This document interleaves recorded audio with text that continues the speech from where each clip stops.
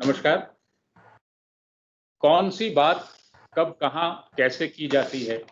कौन सी बात कब कहाँ कैसे की जाती है? अगर ये सलीका हो तो हर बात सुनी जाती है।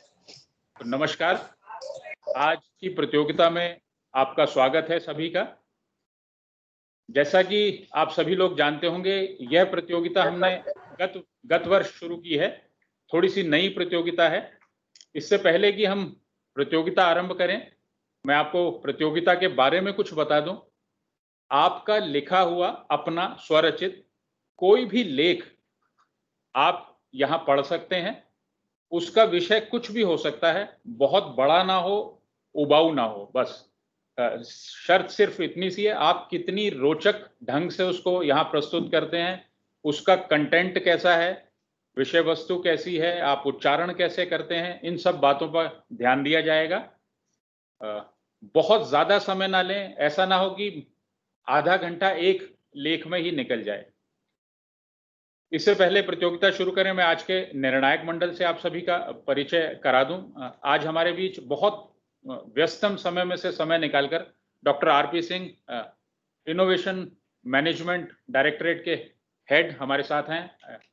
डॉक्टर वंदना बिष्ट, उसी प्रभाग की एक और वैज्ञानिक, वरिष्ठ वैज्ञानिक हमारे साथ हैं, आज निर्णायक मंडल के रूप में हमारे साथ जुड़े हैं।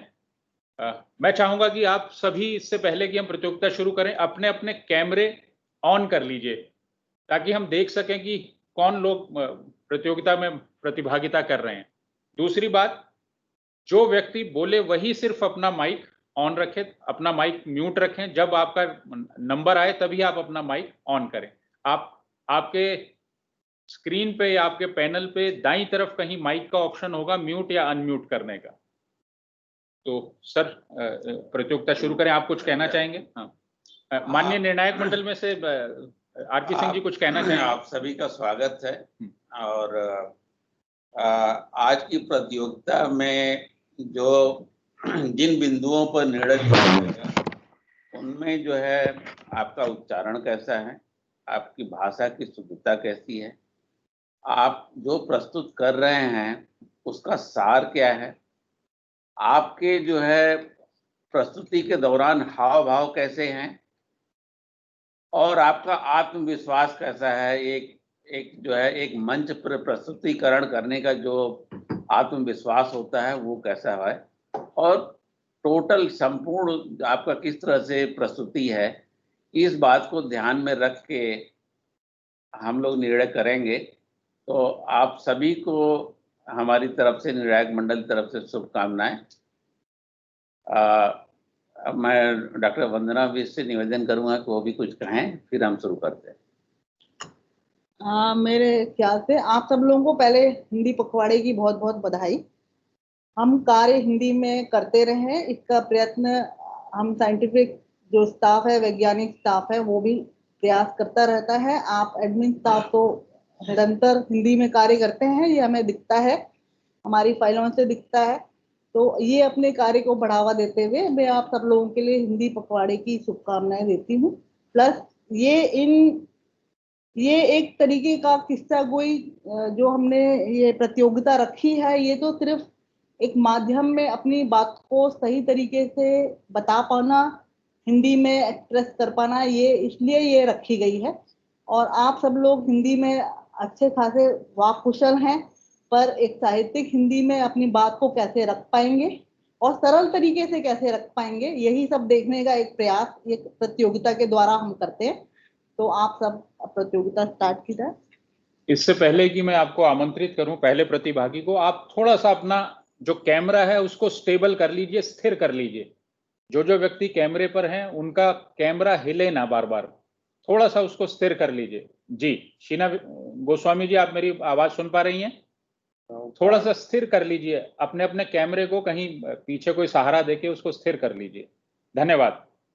पहले प्रतिभागी हमारे साथ जो जुड़ रहे हैं, सबसे पहले क्योंकि कनेक्ट नहीं हो पा रहे थे कोई तकनीकी खराबी की वजह से, जयवीर जी यहीं इस कमरे से ही अपना प्रस्तुतिकरण करेंगे हमारे बीच। आप में से भी अनुरोध करूंगा मैं, अगर कोई व्यक्ति वहां नहीं जुड़ पा रहा है किन्हीं तकनीकी खराबियों की वजह से, तो वो इस कमरा में आके 101 में भी अपना प्रेजेंटेशन प्रस्तुतिकरण दे सकता है।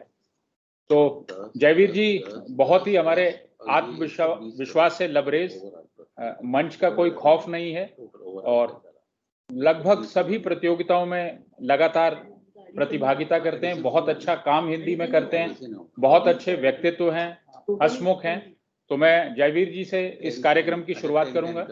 जयवीर जी, अनुरोध है कि आप अपना प्रस्तुतिकरण करें, अपना कोई किस्सा, अपनी कोई स्टोरी, अपनी कोई कहानी, जो भी आपकी अपनी हो। खास ध्यान रखा जाएगा कि वो आपकी अपनी हो कहानी, जो भी आपने लिखी हो वो आप हमारे साथ बांट सकते हैं। जयवीर जी। हाँ ठीक। व्यास पीठ पर विराजमान परम श्रद्धेय अध्यक्ष महोदय, वीर शीर विवेकी निर्णायक गण, वह मेरे विपक्षी वक्ताओं एवं प्रिय श्रोताओं, मैं आपके सामने आज जो प्रतियोगिता किस्सा गोसाई है उसके बारे में एक किस्सा सुनाने जा रहा हूँ, जिसका शीर्षक हमने दिया है कि बच्चों में हिंसा की प्रवृत्ति। साथियों, ये किस्सा हमारे मतलब दिल्ली के ही ब्रज विहार का है, विजय विहार का है। इसमें एक बच्चा नशा करता है, उसका फादर बार बार की उसको शोध करने की कोशिश करता है, लेकिन वो नहीं समझ पाता, उसको नशा केंद्र में भेज दिया जाता है। वो 6 महीने साल भर वहाँ रहकर आता है, उसके बाद उसको घर में फिर से दोबारा रखा जाता है, लेकिन वो कुछ दिन तो ठीक चलता है, उसके बाद फिर से वो नशा शुरू कर देता है। एक दिन उसके फादर उसको डांटते हैं, तो उसको इतनी हिंसा हो जाती है कि वो अपने फादर का ही कत्ल कर देता है। ये बहुत ही मार्गदर्शक हो रहा है। आज के बच्चों में इतनी हिंसकता आ रही है, अपने संस्कार, अपनी संस्कृति, अपनी भावनाओं को भूलते हुए वे एक मानवता की कदर भी नहीं करते, क्योंकि एक नशा इतनी प्रवृत्त हो चुका है, वो संगत से मान लो, विचारों से मान लो, या उनकी मनोदशा से मान लो। साथियों, दूसरी घटना एक साहिबाबाद में, वो भी इसी प्रकार का बच्चा। आप जो कहोगे माँ बाप ने पूरी तरीके से उसको संपूर्ण हर तरह से पालन पोषण करना, वो करना, अच्छा पढ़ाया लिखाया, ग्रेजुएशन कराई, और जो है एचसीएल कंपनी में काम करता था, लेकिन डेली उसका नशा करना, रात को 11 बजे आना, 12 बजे आना। एक दिन फादर ने, माँ बाप ने कहा कि बच्चा अब तो तू शादी लायक हो गया है, अब जो है अपने आप को सुधार ले। लेकिन उसने सुधारने की बजाय ऊपर छत पे गया और अपने आप को फंदे लगा लिया और अपने आप को ही खत्म कर लिया। तो ये जो दिन प्रतिदिन जो है हिंसा की प्रवृत्ति हो रही है। एक घटना ग्वालियर की है साथियों, उसका बेटा नशा करता था, माँ उसको डांटती थी, जबकि कोई ऐसा साधन नहीं था, गरीबी की बहुत हालत थी, उनने बर्तन तक बेच दिए, और माँ ने उसको कहा तो माँ को ही पीटते पीटते उसने मार दिया। आपने भी देखा होगा कि अखबारों में ये बहुत ही प्रचलित हुआ। तो इस प्रकार की भावनाएं ये किस प्रकार कहाँ से आ रही हैं, ये आप खुद भी समझ रहे हैं। जैसे विज्ञान कहते हैं ना, विज्ञान की आवश्यकता आविष्कार की जननी है।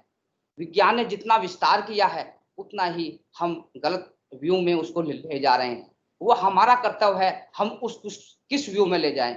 तो हमारी जो है 2 मन होते हैं, वो कहते हैं ना, एक मन तो हमारे जो है अच्छे विचारों को व्यक्त करता है, दूसरा गलत। हम गलत विचारों को ज्यादा ग्रहण करने के कारण मेरे हिसाब से ये हिंसा प्रवृत्ति आ रही है। जैसे फोन है, फोन पे आप लगे ही रहते हैं, यदि माँ बाप डांटते हैं तो उन पर इतना हिंसक हो जाते हैं कि हम उनको मारने पर उतारू हो जाते हैं। दूसरी चीज टीवी के ऊपर भी मैं 4 लाइन कहूंगा कि टीवी के सब सीरियलों ने हर किसी को लुभाया है, और टीवी देख देख कर मानव पाश्चात्य में आया है। कहीं कहानी कहीं है गाना, इस पर पूरा जोर दिया, और नई जनरेशन ने तो भाइयों कपड़ा पहनना छोड़ दिया। तो इस प्रकार की प्रवृत्ति जो आ रही है, ये हमारी टेक्निकल जो हमें जो संशोधन के साधने के लिए साधन दिए थे, हम उनका निगेटिव वो करते हैं। आज जो है कोरोना का विषय चल रहा है, आदमी एक दूसरे से भाग रहा है, तो इसका बच्चे घर में खूब पूरा इस्तेमाल कर रहे हैं, लेकिन इस्तेमाल क्या कर रहे हैं, निगेटिव कर रहे हैं। निगेटिवता के कारण उसमें हिंसा आ रही है, और उस हिंसा के कारण वो अपने को संभाल नहीं पा रहे हैं, मतलब निगेटिव दशा में चल रही है। आज एक उसमें वो दिया भी हुआ भी है बच्चों के ऊपर। आप यूँ कहोगे यह वास्तविकता में है। ऑनलाइन जुड़ना, ऑनलाइन जो है पढ़ाई होना इतना वाकिफ नहीं है जितना सेम टू सेम होता है। अर्थात क्लासों में जाके होमवर्क मिलता है, तो बच्चों को इतना समय मिल रहा है, वो निगेटिवता में ज्यादा बढ़ रहे हैं। तो मेरा सार्थक शब्द यही होगा, यदि नेट है तो उसको जो है ये निगेटिवता, अश्लीलता, ये इस प्रकार की भावनाओं को मिटाकर अच्छे दिशा में उसमें निर्देश दिए जाएं कि इस प्रकार की उसमें ऐसी चीज ना डालें और अच्छी वो करें। इसलिए हम अच्छी दशा में चल सकते हैं, अपनी हिंसा से बच सकते हैं, बच्चों को भी बचा सकते हैं, बुरी आदतों से बचा सकते हैं। इन्हीं शब्दों के साथ मैं अपने शब्दों को विराम देता हूं। धन्यवाद। धन्यवाद जयवीर जी। इससे पहले कि बाकी प्रतिभागी अपना प्रस्तुतिकरण दें, पहली बात, यह प्रतियोगिता वाद विवाद प्रतियोगिता नहीं है। आप सिर्फ इसमें आपको अपनी कहानी, अपनी लिखी हुई कोई किस्सा सुनाना है। और बस अगले प्रतिभागी जो मैं जिनको आमंत्रित करना चाहूंगा, राजीव पांडे जी हमारे साथ 12 बजे के बाद जुड़ेंगे। उपेंद्र उपाध्याय अगर हैं हमारे साथ हैं, उपेंद्र उपाध्याय इसी कक्ष में, आप थोड़ा सा माइक के पास आ जाइए उपेंद्र जी। आप उपेंद्र जी इसी कक्ष से अपनी बात रख रहे हैं। तो धन्यवाद सर। तो धन्यवाद कि आप हमारे जीवन से जुड़े हुए कुछ जो किस्से हैं, कभी कभी कुछ मज़ेदार बातें हैं, उनको सबके सामने रखने का एक मौका देते हैं। जूरी का भी सर धन्यवाद, आप लोग अपना इतना बहुमूल्य टाइम निकाल के हम लोगों की बातें सुनने आए। सर जीवन में क्या है, कभी कभी ना ऐसी मज़ेदार बातें होती हैं कि ये बात है, मेरे एक चाची जी हैं, वो पुलिस में हैं। तो हम लोग साहब गर्मियों की छुट्टियों में गए हुए थे घूमने, एमपी में पोस्टेड थे। तो ग्वालियर में उनकी पोस्टिंग हुआ करती थी उन दिनों में। तो ग्वालियर में एक पुराना थाना है एक ना, बाहर ग्वालियर से बाहर निकल के वहाँ बैठे हुए थे। तो तभी एक मजदूर टाइप का एक आदमी, किसान टाइप का आदमी आया और आके चिल्लाने लगा कि साहब मेरे पड़ोसी ने मेरा प्यार ले लिया। बड़ी विचित्र बात कि पड़ोसी प्यार लेके चला गया।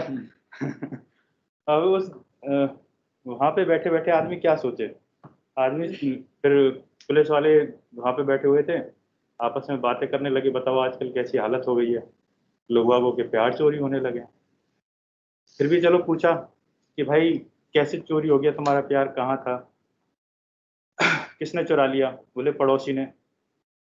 तो दिमाग में आता है कि भैया चक्करों में पड़ गया होगा कि भाई पड़ोसी है, भाई ढंग से नहीं रखता होगा अपनी बीवी वगैरह को, तो पड़ोसी लेके चला गया। बोले कहाँ से चुराया? बोले ट्रॉली में रखा था साहब। बोले ट्रॉली में रखा था प्यार? बोले ये कैसा निर्दयी आदमी है, अपनी बीवी को, अपने प्यार को ट्रॉली में रखता है इतना। पर चलो कोई नहीं, उसकी बात आई। तो बोले कैसे, क्या घटना क्या हुई? बोले शाम को गया था, तब जो प्यार था वो वहीं ट्रॉली में था, सुबह उठा तो वो नहीं था, पड़ोसी चुरा के ले गया। एक बड़ी टेंशन हो गई सब। बोले सब अंदर घर में सो रहे थे। तो वहाँ पे हमारे क्या, हम राजस्थान से, तो हमें पता नहीं इस सब के बारे में क्या चल रहा है। तो वहाँ पे हम सब लोग ऐसे देख रहे हैं उसको बड़े उससे। तो एक वहीं का लोकल आदमी आया, बोले साहब आपको पता नहीं है, यहाँ पे जो घास का पुआल रहता है उसको प्यार कहते हैं।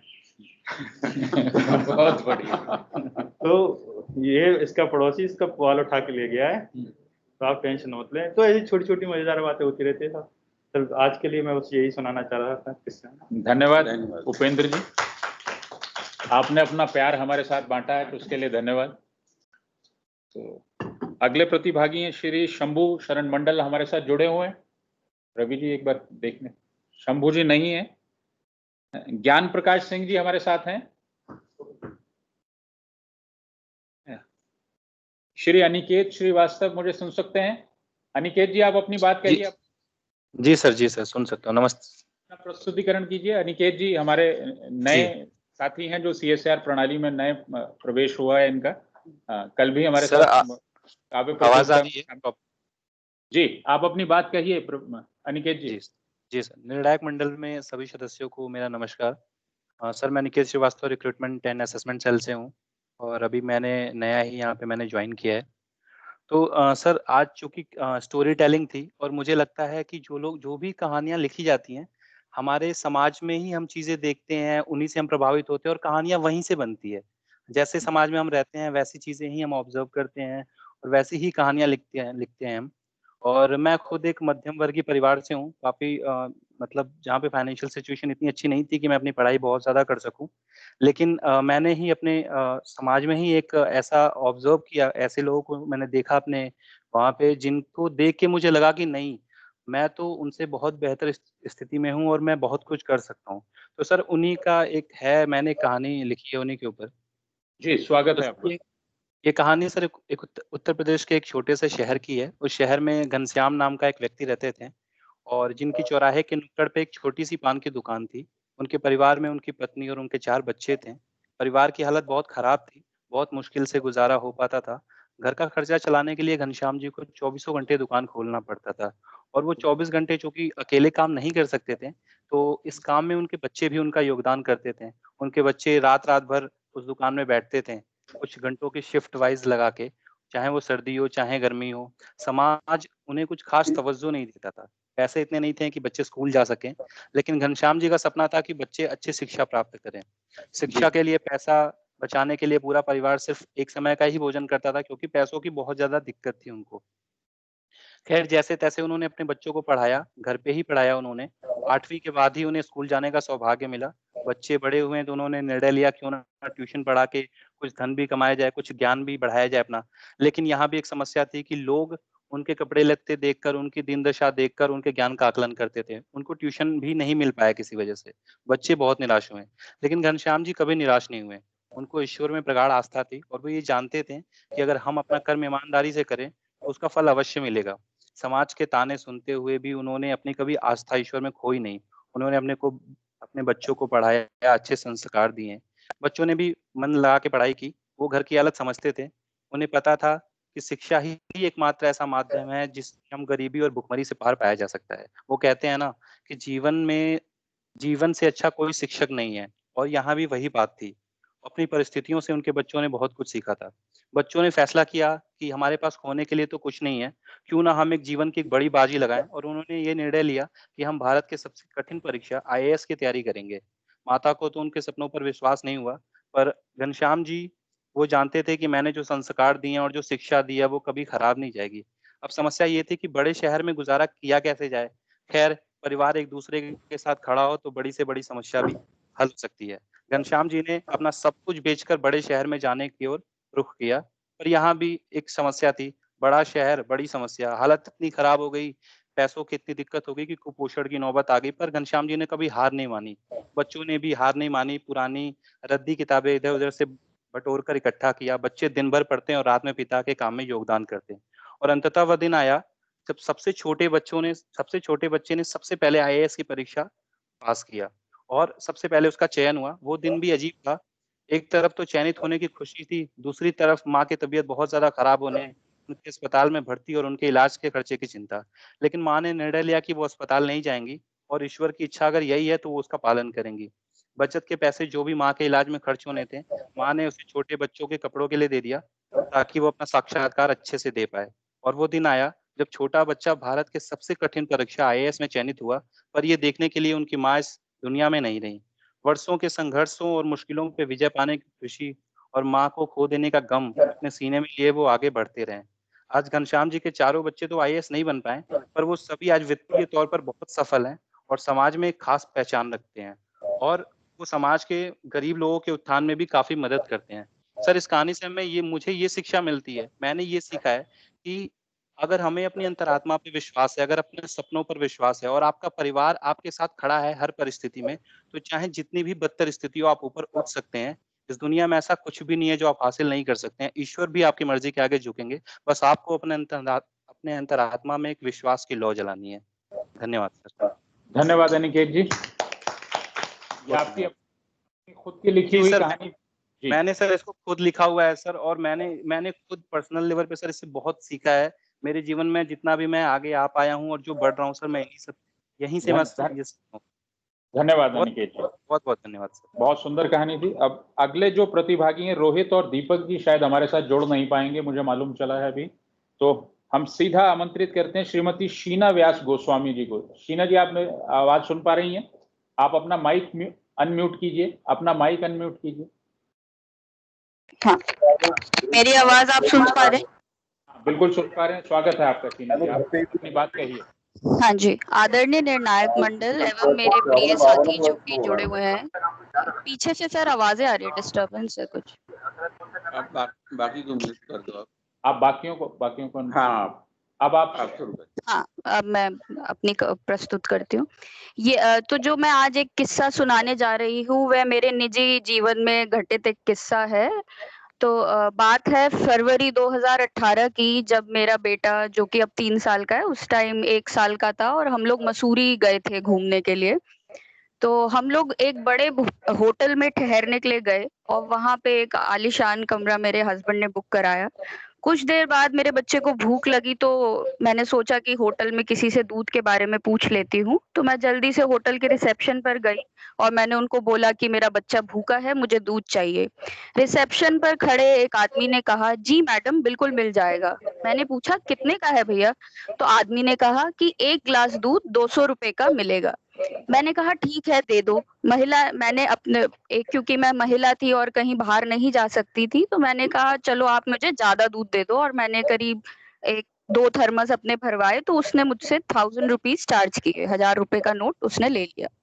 उसके बाद जब 2 दिन बाद हम वापसी की ओर दिल्ली की तरफ बढ़े, अपनी कार से गए थे हम लोग, तो हम लोग घर आने के लिए बढ़े तो रास्ते में फिर मेरा बेटा जो श्रेयन नाम का है, उसको फिर से भूख लगी और वो रोने लगा। तो मेरे पति जो गाड़ी चला रहे थे, मैंने कहा यहाँ तो कोई अच्छी दुकान नहीं है, तो आगे चलकर देखते हैं। थोड़ी देर गाड़ी चलाने पर जब श्रेयन बहुत जोर-जोर से रोने लगा तो मैं बहुत परेशान हो गई और मैंने कहा जो भी पहली दुकान आए आप वहीं रोक लो। तो मेरे पति ने जब गाड़ी रोकी तो देखा एक छोटी-सी झुग्गी-झोपड़ी की तरह की एक दुकान थी और वहाँ पे एक बहुत ही बूढ़े व्यक्ति थे। उनका नाम तो मैंने नहीं पूछा, पर मैंने उनसे कहा कि भैया अगर आप मुझे थोड़ा-सा दूध देंगे तो आपकी बहुत मेहरबानी होगी, मेरा बच्चा बहुत ज़ोर-ज़ोर से रो रहा है, तो क्या 1 ग्लास दूध मिल सकता है? तो उस बूढ़े दुकानदार ने कहा, जी ज़रूर मैडम, अभी रुकिए मैं गरम करके देता हूँ। 2 मिनट बाद उसने मुझे दूध लाके दिया और उन्होंने मेरे को जल्दी से पूरा बॉटल भरने के लिए भी वो कहा कि अगर आपको पूरा थर्मस भर के चाहिए तो मैं आपको वो भी दे देता हूँ। मैंने उनसे कहा कि आपकी बहुत मेहरबानी होगी, रास्ते में दूध काम आएगा, तो मैंने उनसे पूरा थर्मस भरवा लिया। जब मैंने उनसे पूछा कि अंकल दूध के कितने पैसे हुए, तो दुकानदार ने जो शब्द कहे वह मेरे कानों में आज तक गूंजते हैं। आपने एक बच्चे को दूध पिलाया है जिसके मैं पैसे नहीं लूँगा। तो इस कहानी से मैंने जो सीखा और मैंने घर आके ये लिखा भी कि अमीर कौन है वास्तविक में अगर देखा जाए तो जिस 5 स्टार में, मैं उसका नाम नहीं लूंगी, जिस 5 स्टार में हम लोग रुके थे वह लोग अमीर हैं जो कि चंद कागज के टुकड़े नोटों को कमाने के लिए इंसानियत भूलते जा रहे हैं, या वह जो बुढ़े अंकल जो बहुत ही गरीब थे और एक झुग्गी झोपड़ी में अपनी दुकान चला रहे थे, वो अमीर हैं जो कि जिनकी इंसानियत को देखकर मुझे याद करके आज भी खुशी मिलती है कि उन्होंने मेरे ऐसे टाइम में मदद करी जब मेरा बच्चा भूख से चिल्ला रहा था। दूध की बात नहीं है, पर वह इंसानियत मेरे मन को छू गई और मैं आज भी उन्हें अपने उसमें याद करती हूँ, अपनी प्रेयर्स में। धन्यवाद। धन्यवाद शीना जी, बहुत ही मर्मस्पर्शी आपकी कहानी थी। किसी ने कहा भी है, जिसे प्यास कम उसे दम पे दम, जिसे प्यास है उससे कम से कम, मेरे साकिया ये तेरे मैकदे का निजाम है कि मजाक है। तो ऐसा ही होता है, जिसके पास बहुत होता है वो ही आपकी कहानी से जुड़ता है, वो है ना? हाँ जी, जी सर। ज्यादा वक्त ना लेते हुए मैं अगले प्रतिभागी को यहाँ आमंत्रित करूंगा, श्री विजेंद्र सिंह जी।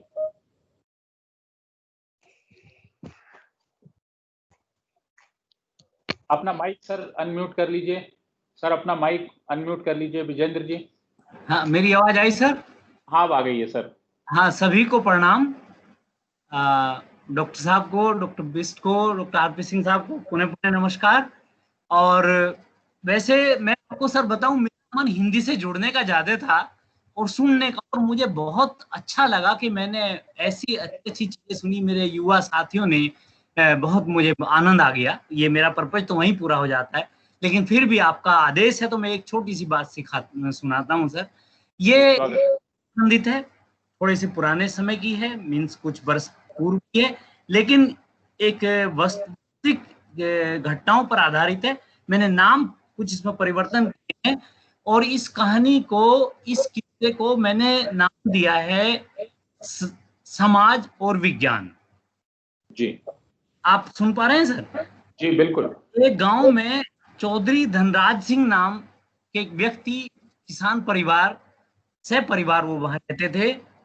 उनके बुजुर्ग पिता भी चौधरी मेघराज सिंह भी थे और उनका बेटा वीर सिंह, और गांव में एक दूसरे उनको पंडित जी ब्रह्मा सिंह बोलते थे।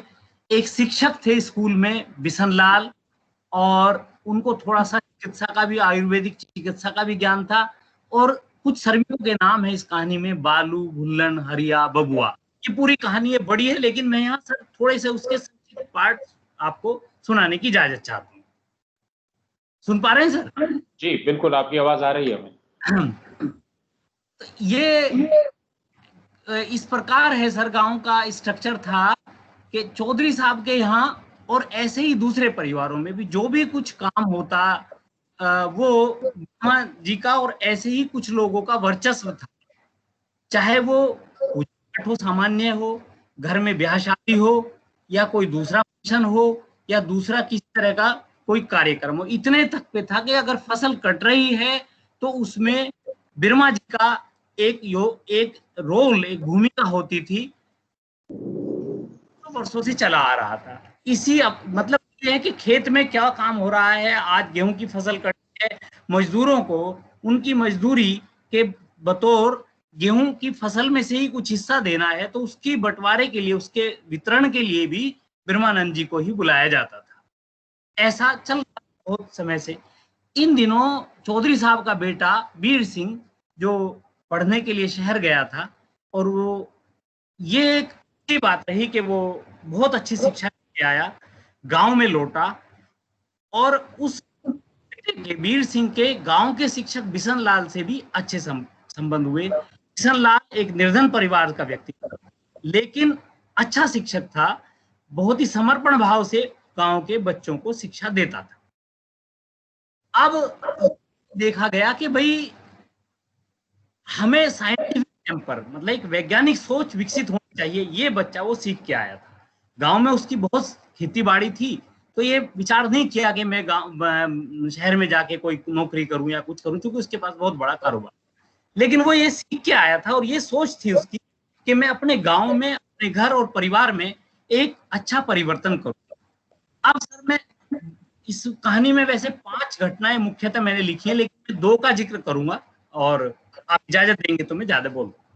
ये रियल होता ये है कि एक बार फसल कटी, बहुत बड़ा खेत है, बहुत सारे मजदूर, कई दिनों तक उन्होंने फसल काटी। शायद जो गांव से संबंधित हैं, मैमी जी, डॉक्टर साहब इस बात को थोड़ा सा जान पाएंगे, ये सच ऐसा हुआ। वो कई दिनों की मेहनत के बाद जब आफ्टरनून में, शाम के समय उनको वितरण करना था, उनकी मजदूरी के बतौर कुछ पुलिया बोलते हैं हमारे यहाँ, उनको गेहूं की पोटी उनको देनी थी, तो उनको ब्रह्मानंद जी को बुलाया गया। अब इसका भी बांटने के लिए भी सबसे बड़ा हिस्सा उन्होंने खुद लिया, और छोटा छोटा उन मजदूरों को दिया। यह देख करके बेटे वीर सिंह का हृदय बहुत ही पीड़ित हुआ। एक घटना, उन्होंने अपने पिताजी से, धनराज जी से, चौधरी धनराज जी से कहा कि पिताजी, ये क्या मैं देख रहा हूँ, काम तो ये लोग करते हैं, मेहनत से करते हैं, आपके प्रति कितना समर्पण भाव है इनमें, हमारी खेती इनके बिना बिल्कुल नहीं हो सकती है, लेकिन ये मुझे समझ से परे है। वो अगर आए, इनका सम्मान हो, इससे मुझे ऐतराज नहीं है, लेकिन ये तो इनका हिस्से में बांट के ले जा रहे हैं, ये क्या है? तो पिता कुछ नहीं बोले कि ऐसा ही होता रहा है। लेकिन ये मन में उसके एक परेशानी, बच्चे के मन में, बच्चा क्या, अब तो बड़ा था, जवान हो गया, गति चली गई और वो इसकी खोज में लग गया। इसी प्रकार की दूसरी घटना जो घटी, जिसने उसको ज्वलित कर दिया। ऐसा हुआ कि घेर बोलते, घर और घेर, गांव में मतलब घर रहने का है, जहाँ प्रॉपर परिवार रहता है, घेर जहाँ पशुओं को बांधा जाता है, और बड़े बुजुर्ग भी वहां पे रहते हैं, ऐसा उसको घेर बोलते हैं हमारे, मैं पश्चिमी उत्तर प्रदेश में बात कर रहा हूँ। तो उसमें एक दिन क्या हुआ कि कुछ फसल के पूले रखे थे, पूले आग लग गई, और आग लग गई तो आग को बुझाने में ये सारे लोग, गांव के बहुत सारे लोग आए, और जिनका मैं नाम लेता हूँ, ये बालू, गुल्लन, हरिया, बबुआ, जहुआ, निक्कू, ये सारे भी आए वहां, और में हरिया के हाथ जल गए, आग को बुझाते बुझाते आग को काबू पा लिया गया। सबसे बाद में ब्रह्मानंद आए, और ये घटना होती है तो वहां बालू कहता है गुल्लन से कि देखो अब ये ब्रह्मा क्या बोलेगा कि ये पूर्व जन्म का के कारण ऐसा हुआ है, पूर्व जन्म के कोई खराब संस्कार थे इनके, ऐसा से बोलते हैं। और थोड़ी देर बाद वो बात सामने आती है। इसी वार्तालाप में उनका बेटा वीर सिंह भी ये सब देख रहा होता है, और पंडित धीरे धीरे सबको कवर अप करके ये आपके ब्रह्मा जी वो कहते हैं कि भाई इसमें पूर्व जन्म की कोई गड़बड़ थी और इसलिए ये सब हुआ है, इसकी आग लगी है, ऐसा नुकसान हुआ है, और नुकसान आगे ना हो इसके लिए आपको थोड़ा पूजा पाठ और ये सब करा लीजिएगा। तो चौधरी साहब कहने लगे ठीक है हम कराएंगे भाई आगे। तो इस पर वीर सिंह उनसे नमस्कार करके कहता है कि महाशय आप 2 दिन पहले ही यहाँ दादाजी के पास बैठे थे, उनका हालचाल पूछने आए थे, उनकी थोड़ी तबीयत ठीक नहीं चल रही है, तो आपने क्यों नहीं बताया था? आप तब भी अपनी पूरी पत्री ले रहे थे, तब आप बता देते तो ये घटना बच जाती। तो इसका उनके पास कोई जवाब नहीं था। खैर वो बात पर चौधरी साहब ने उसको, बच्चे को, अपने बेटे को ना बोलने के लिए कहा और वो चले गए। यह घटना ऐसे कुछ समय बीतता गया, और ये हुआ कि दादाजी बीमार हुए, उनके इलाज की जरूरत थी। इलाज के लिए पहले तो जो गांव के शिक्षक थे बिशन लाल, उनको थोड़ा आयुर्वेद का भी ज्ञान था, उनको बुलाया, लगभग सभी लोग सलाह लेते थे और अधिकांश मामलों में फायदा हो जाता था। वो बहुत ही निश्चल व्यक्ति थे, शिक्षा भी बढ़िया देते थे और यथासंभव इलाज में भी गांव वालों की मदद करते थे। उन्होंने कुछ चिकित्सा, कुछ दवाइयां, कुछ उनको उपलब्ध कराई पास से और कुछ लिख के दी, और 2-3 दिन बाद कहा कि दादाजी की तबीयत ज्यादा खराब है, इनको आप इलाज के लिए शहर ले जाओ। लेकिन इसी बीच ब्रह्मानंद जी का भी आना हुआ, वो भी बार बार आ रहे थे और वो सिर्फ यही कह रहे थे कि नहीं, पक्ष जो आज चल रहा है ये ही समय चल रहा था, और इसमें उन्होंने कहा कि इस वक्त को बाहर ले जाना उचित नहीं होगा, घर में ही रहने चाहिए। ये घटना घट 2 दिन, 4 दिन, 6 दिन बीते और वो पितृपक्ष में ही इलाज के अभाव में दादाजी की मृत्यु हो गई। इस पर लोगों पर क्या प्रभाव पड़ा उसका मुझे नहीं मालूम, लेकिन वीर सिंह अंदर से आग बबूला हो गया बुरी तरह को, बहुत बुरा उस पर प्रभाव पड़ा कि मेरे होते हुए और हमारे साधन संपन्न होते हुए भी ऐसी घटना घटी कि मेरे दादाजी बिना इलाज के उनको मृत्यु हुई। समय बीतता गया, आपकी सारी क्रियाएं, संस्कार, तेरहवीं तक ये सब धीरे धीरे पटरी पर आने लगा।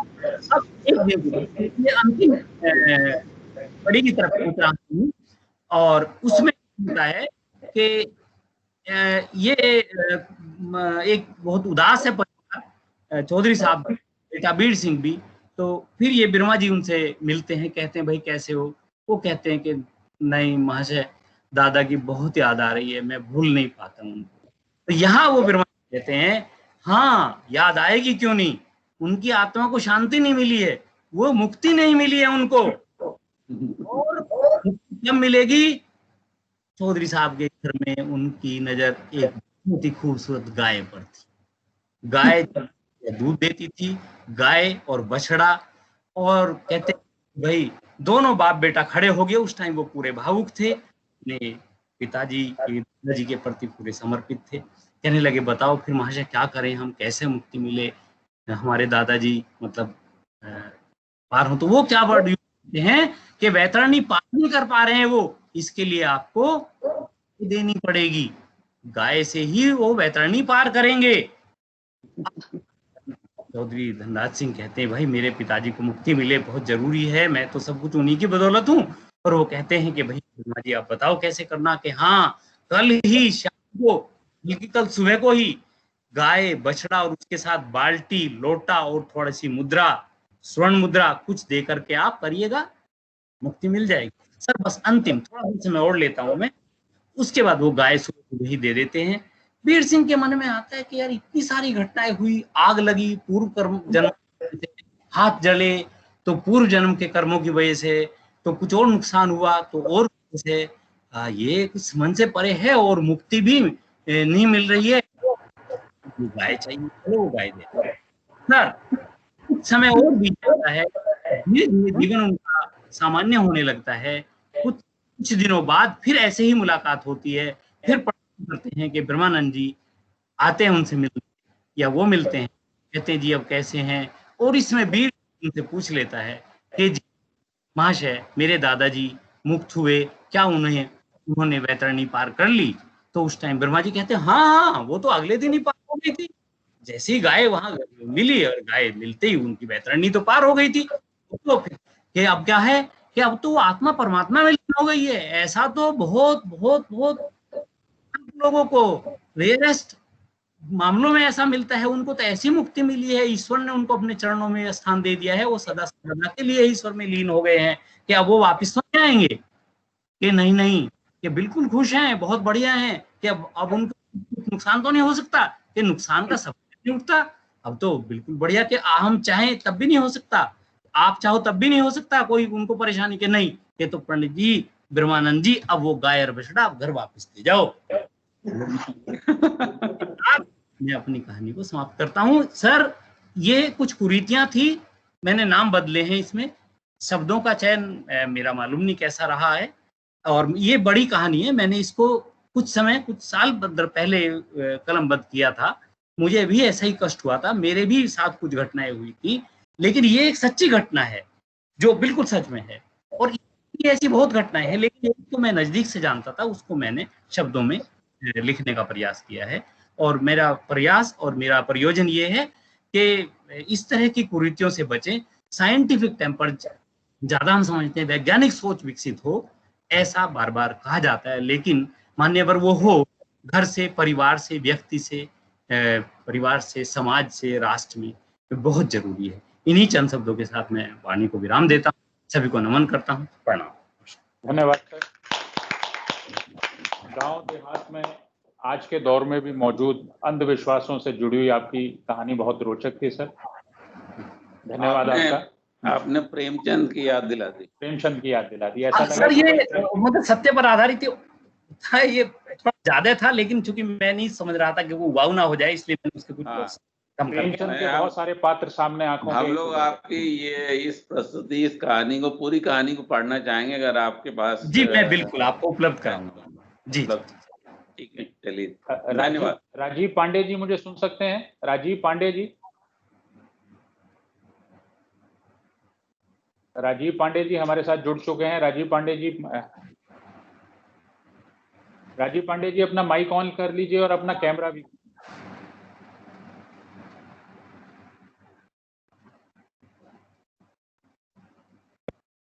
शायद किसी तकनीकी खराबी की वजह से राजीव जी मुझे सुन नहीं पा रहे। माइक ऑन कीजिए राजीव जी, आगे बढ़ें सर। मुझे किसी और करते हैं। आशु प्रसाद जी मुझे सुन सकते हैं? श्री आशु प्रसाद जी, जी आशु जी, आपका स्वागत है। नमस्ते सर। हाँ नमस्ते, अपनी कहानी कहिए, अपना किस्सा जो भी आप सुनाना चाहते हैं निर्णायक मंडल के सामने रखिए। आप अपना कैमरा सर्वप्रथम करिए, आपका चेहरा नहीं दिख रहा है। अपना कैमरा आशु जी थोड़ा सा सीधा कर लीजिए, आपका चेहरा नजर नहीं आ रहा है जी, और थोड़ा सा स्टेबल इसको स्थिर कर लीजिए कि हिले ना ये बार बार जी। अभी भी पूरा नहीं आया, अभी भी आपको देख नहीं पा रहे हम जी, गिर ना जाना कहीं। हाँ ठीक है, ठीक है, मालूम है मुझे। चलिए स्वागत है आपको, बोलिए।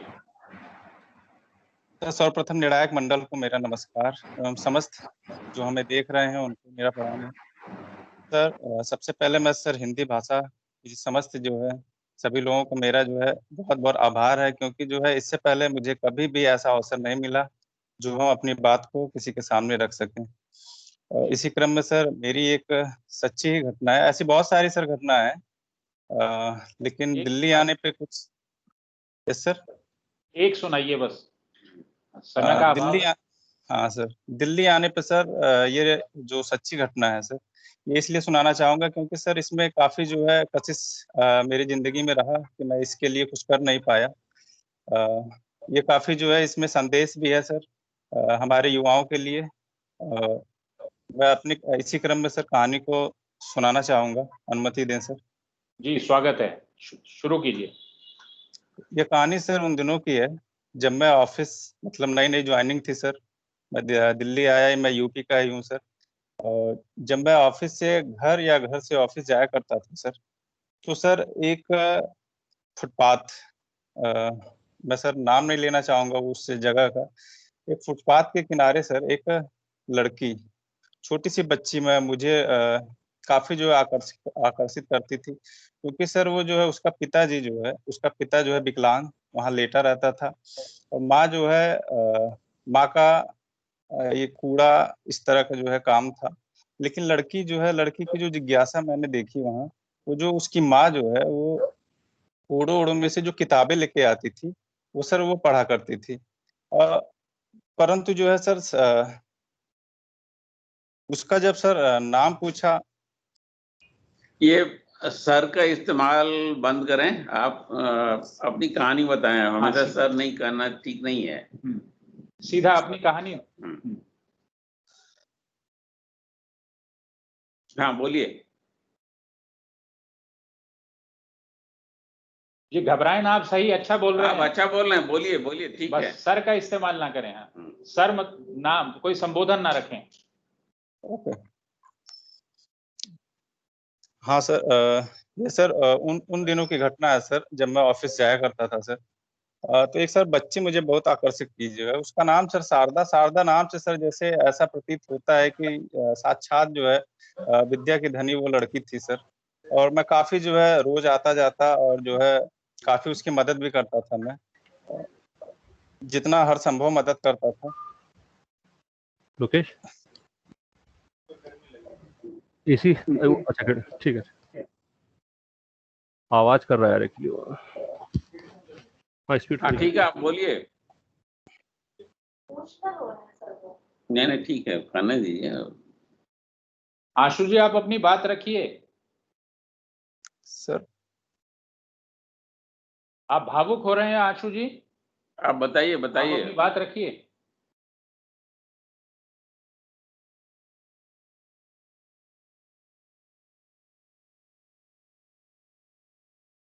आशु जी आप मुझे सुन सकते हैं? हेलो जी आशु जी आप अपनी बात रखिए। सर सुन पा रहे हैं?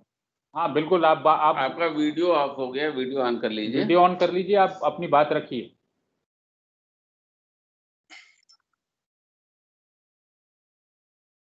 आप बोलिए, आप वीडियो नहीं ऑन हो रहा है, कोई बात नहीं, आप बोल दीजिए।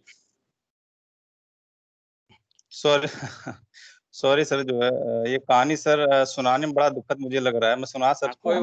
बात नहीं, सुनाइए। इसके लिए सर मैं क्षमा चाहूंगा। आप अपनी बात रखिए, हमारे पास सीमित समय है आशु जी। मुझे लग रहा है अगला प्रतिभागी बोला है।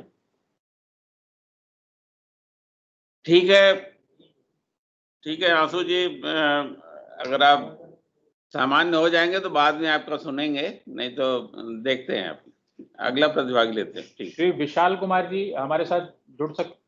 श्री विशाल जी मेरी आवाज आप तक पहुंच रही है? नहीं, ज्वाइन नहीं।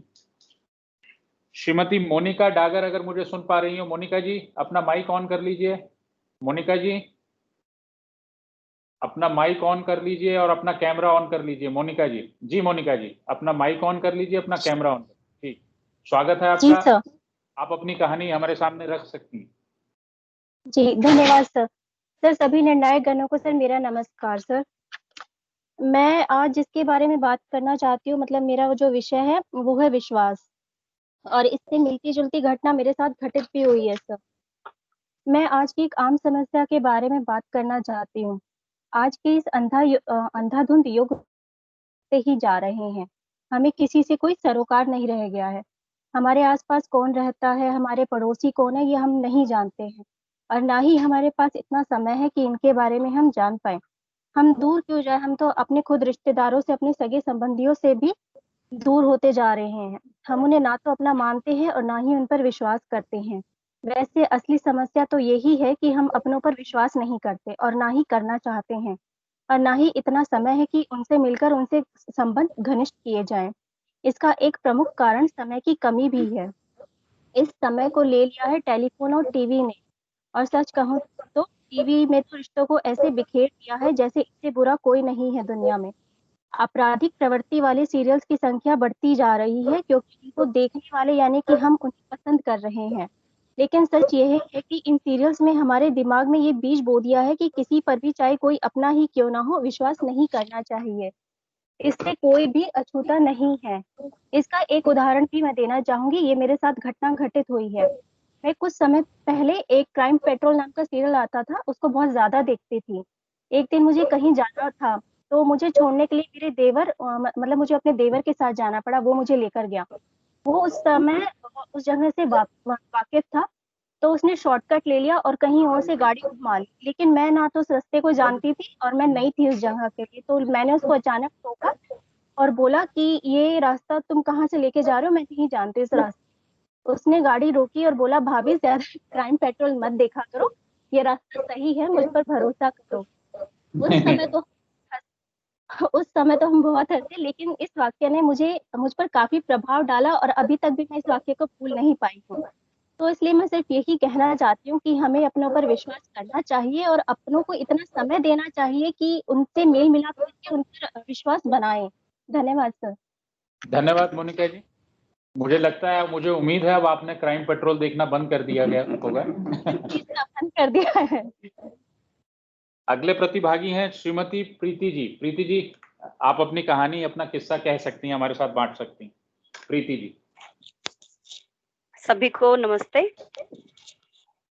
मेरी जो कहानी है उसका शीर्षक है माँ की विरासत, और इसका जो मुख्य किरदार है उसकी सास के लिए मैंने माँ शब्द का इस्तेमाल किया है। मैं कहानी शुरू करना चाहती हूँ। जी, स्वागत। स्नेहा एक कामकाजी महिला है। वो और उसके पति दोनों ही अलग अलग राज्यों में सरकारी कर्मचारी हैं। इसी कारण दोनों अलग अलग शहरों में रहते हैं। सप्ताह के अंत में स्नेहा अपनी सास और पति के पास चली जाती है। इस बार होली पर 1 माह का लंबा अवकाश लेकर घर आई थी। जिंदगी की भागदौड़ से कुछ आराम करना चाहती थी। 2 हफ्ते बीत गए थे। अचानक एक वैश्विक महामारी के चलते जो जहां था वहीं रुक गया। स्नेहा खुश थी क्योंकि उसको परिवार के साथ रहने का मौका मिल रहा था। 1 सप्ताह यूं ही हंसते खेलते बीत गया। अचानक से माँ की तबीयत खराब हो गई और 4 दिन के अंतराल में ही माँ का देहांत हो गया। यूं तो स्नेहा छोटी बहू थी, परंतु माँ के साथ रहने के कारण परिवार को संभालने की जिम्मेदारी उसके कंधों पर आ गई। माँ के अंतिम संस्कार से लेकर नंदों को हिम्मत बांधने तक की जिम्मेवारी निभाते हुए माँ की 13वीं का दिन भी आ गया। महामारी के कारण लोगों की भीड़ ज्यादा नहीं थी, फिर भी घर पर काफी लोग इकट्ठा हुए थे। सभी रीति रिवाजों के पूरा हो जाने पर स्नेहा के पति ने उसी दिन अपने बड़े भाई और अपनी बहनों को साथ बिठाकर माँ की अलमारी, संदूक और जमा पूंजी की जानकारी सामने रखकर कहा, ये सब माँ का है और इसको जैसा सही समझो वैसे बांट लो। शायद ये सही समय नहीं था, परंतु किसी के मन में कोई संशय न रहे इसलिए ये जरूरी था। स्नेहा ये समझती थी, फिर भी उसकी आंखें नम थी। वह सोच रही थी, माँ ने इतनी पूंजी जमा की किंतु स्वयं पर कभी खर्च नहीं किया, केवल बच्चों के लिए जोड़ती रही। अब यह पैसे किस काम के हैं जब हम माँ को ही नहीं बचा सके। यही सोचते हुए वह उठ खड़ी हुई। उसका मन उचाट हो रहा था। वहां बैठकर, क्योंकि वो जानती थी उसे माँ क्या देकर गई है विरासत में। उसे मिली है माँ की वो ओढ़नी जिसके नीचे परिवार को पिरोकर रखने की और संस्कारों को संजोकर रखने की जिम्मेदारी है। स्नेहा दुखी थी पर मजबूती से तैयार भी थी जिंदगी के अगले सफर के लिए। उस सीख के साथ जो माँ उसे जाने अनजाने दे गई थी, उसने ठान लिया था वो अपनी पूरी जिम्मेवारी को निष्ठा के साथ निभाएगी, पर अपने लिए भी जीना सीखेगी, अपने लिए जीना नहीं भूलेगी। सर, ये मेरी स्टोरी थी और इस स्टोरी से हमें ये मेरी कहानी थी, इस कहानी से हमें शिक्षा मिलती है कि जिंदगी को कभी भी हमें ना हमेशा जिंदा दिली के साथ जीना चाहिए। कभी इतना भी ज्यादा संजो के उसे नहीं रख देना चाहिए कि हम उसे कभी इस्तेमाल ही ना कर पाए। जो भी हम जोड़ रहे हैं, जो भी हम कमा रहे हैं, उसको कुछ अपने ऊपर भी, अपनी इच्छाओं के ऊपर भी खर्च करना चाहिए। केवल परिवार के बारे में ही सोचते हुए रहकर अपनी इच्छाओं को नहीं दबाना चाहिए। धन्यवाद प्रीति जी। एक पल को लगा कि जैसे मैं महिला पत्रिका कोई कादम्बनी या सरिता पढ़ रहा हूँ। सर, ये मेरी रियल स्टोरी है। यहाँ पे स्नेहा मैंने नाम दिया है, लेकिन ये मैंने जिया है, ये मेरी अपनी खुद की कहानी है। जी जी, थैंक यू सर। हमारे साथ भगवत सिंह जी यहीं इसी कक्ष में मौजूद हैं। मैं भगवत जी से आग्रह करूंगा कि यहाँ अपनी बात आगे भगवत जी, यहाँ ज्यादा आगे ना रहा। भगवत जी बैठ। जी भगवत जी, आप अपना किस्सा शेयर कर सकते हैं हमारे साथ।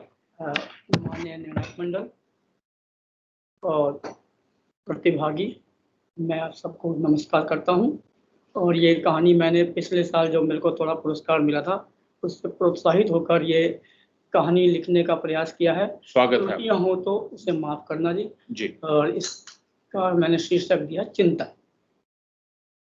कि पृथ्वी के एक बड़े भूभाग पर जंगलों का घटता आकार, क्योंकि जंगलों के आसपास गांव, कस्बे, शहर, नगर, महानगर का आकार बढ़ता देख बब्बर शेर के नेतृत्व में जानवरों ने अदालत का दरवाजा खटकाने का निर्णय लिया। अदालत में पहुंचकर सर पटक पटक कर, रो रो कर, हाथ जोड़कर गुहार लगाने लगे। अपनी दास्तां यूं बयां करने लगे। जज साहब, न्याय चाहिए, न्याय मिलेगा, अवश्य मिलेगा। जज साहब, एक समय था हम जंगलों में स्वच्छंद रूप से निर्भीक होकर विचरण किया करते थे। हमारी दहाड़ से जंगल मंगलमय हो जाता था। हमारी आवाज से आम इंसानों के हाथ पांव फूल जाते थे, हवा निकल जाती थी। कुछ जान बचाकर पतली गली से 9-11 हो जाते थे। वाह। जज साहब, लेकिन इन इंसानों ने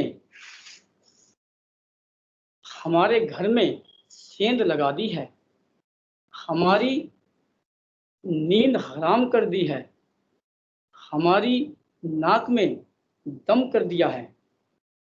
छोटी बड़ी गाड़ियां, रेल आदि ने पी पी पोंपों हॉर्न की आवाज सुनकर हमारे पांव बारा हो जाते हैं, हमारे रोंगटे खड़े हो जाते हैं, दिमाग खराब हो जाता है। इन रिवॉल्वरधारी इंसानों को देखकर हमारी झिग्गी बन जाती है। जज साहब,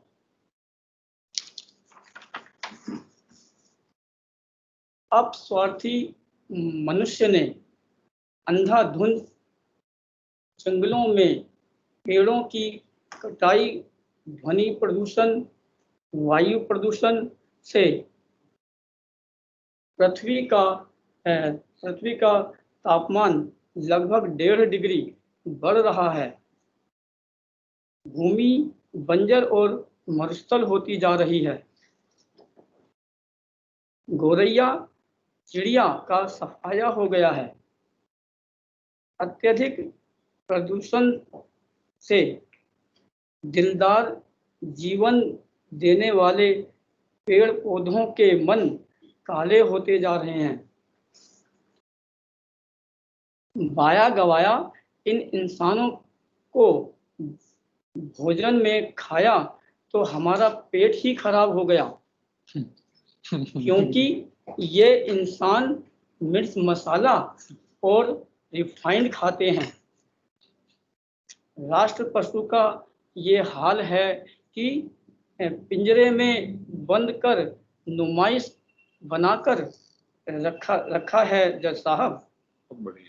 जंगलों में लगी आग से परिंदों के घोंसले जल रहे हैं। जंगलों के जल स्रोत प्रदूषित हो गए हैं या सूख गए हैं। गजराज सहित सब जानवर भूखे प्यासे जान बचाने के लिए इधर उधर भाग रहे हैं। हमें बेघर होने से बचा लो। हाथ जोड़कर न्याय की भीख मांगते हैं जज साहब। जय हिंद, जय भारत। 16 सितंबर। ऊंचाई क्या बढ़ी मेरे शहर की इमारतों की, कुछ लोग मेरे घर का सूरज भी खा गए। कुछ लोग मेरे घर का सूरज भी खा गए। तो मौजूदा हालातों पर, पर्यावरण की समस्याओं पर कटाक्ष, तीखा कटाक्ष भगवत जी ने अब कल्पना के माध्यम से एक चित्र बनाकर पेश किया। निर्णायक मंडल निर्णय करेगा भगवत जी ने अच्छा कहा कि बुरा कहा, लेकिन इनके जुझारूपन के लिए, इनके जज्बे के लिए इनको सलाम हमेशा करता हूं मैं। जोरदार तालियां। सुशील कुमार चौरसिया हमारे साथ हैं। सुशील कुमार जी, मेरी आवाज आप तक पहुंच रही है? सुशील जी, अपना माइक अनम्यूट कर लीजिए। सुशील जी, रवि जी हैं? सुशील जी नहीं तो राजीव जी से कहें, हमारे साथ ही इनसे। हेलो, सुशील जी जुड़ चुके हैं हमारे साथ। सुशील जी अपनी बात रखिए। जी सर, नमस्कार सर। मैं क्षमा चाहता हूँ, मैं हिस्सा नहीं ले पाऊंगा, कुछ जरूरी काम आ गए सेक्शन में। अच्छा, ठीक है सुशील जी, ठीक है सुशील जी। राजीव जी हमारे साथ हैं, इसी कक्ष में मौजूद हैं। राजीव जी किन्हीं वजह से, तकनीकी खराबी की वजह से लिंक नहीं जुड़ पाया, तो यही कक्ष में हमारे साथ मौजूद है। राजीव जी, आप आगे आकर यहाँ अपनी बात रख सकते हैं। वहीं बैठे रहिए जी।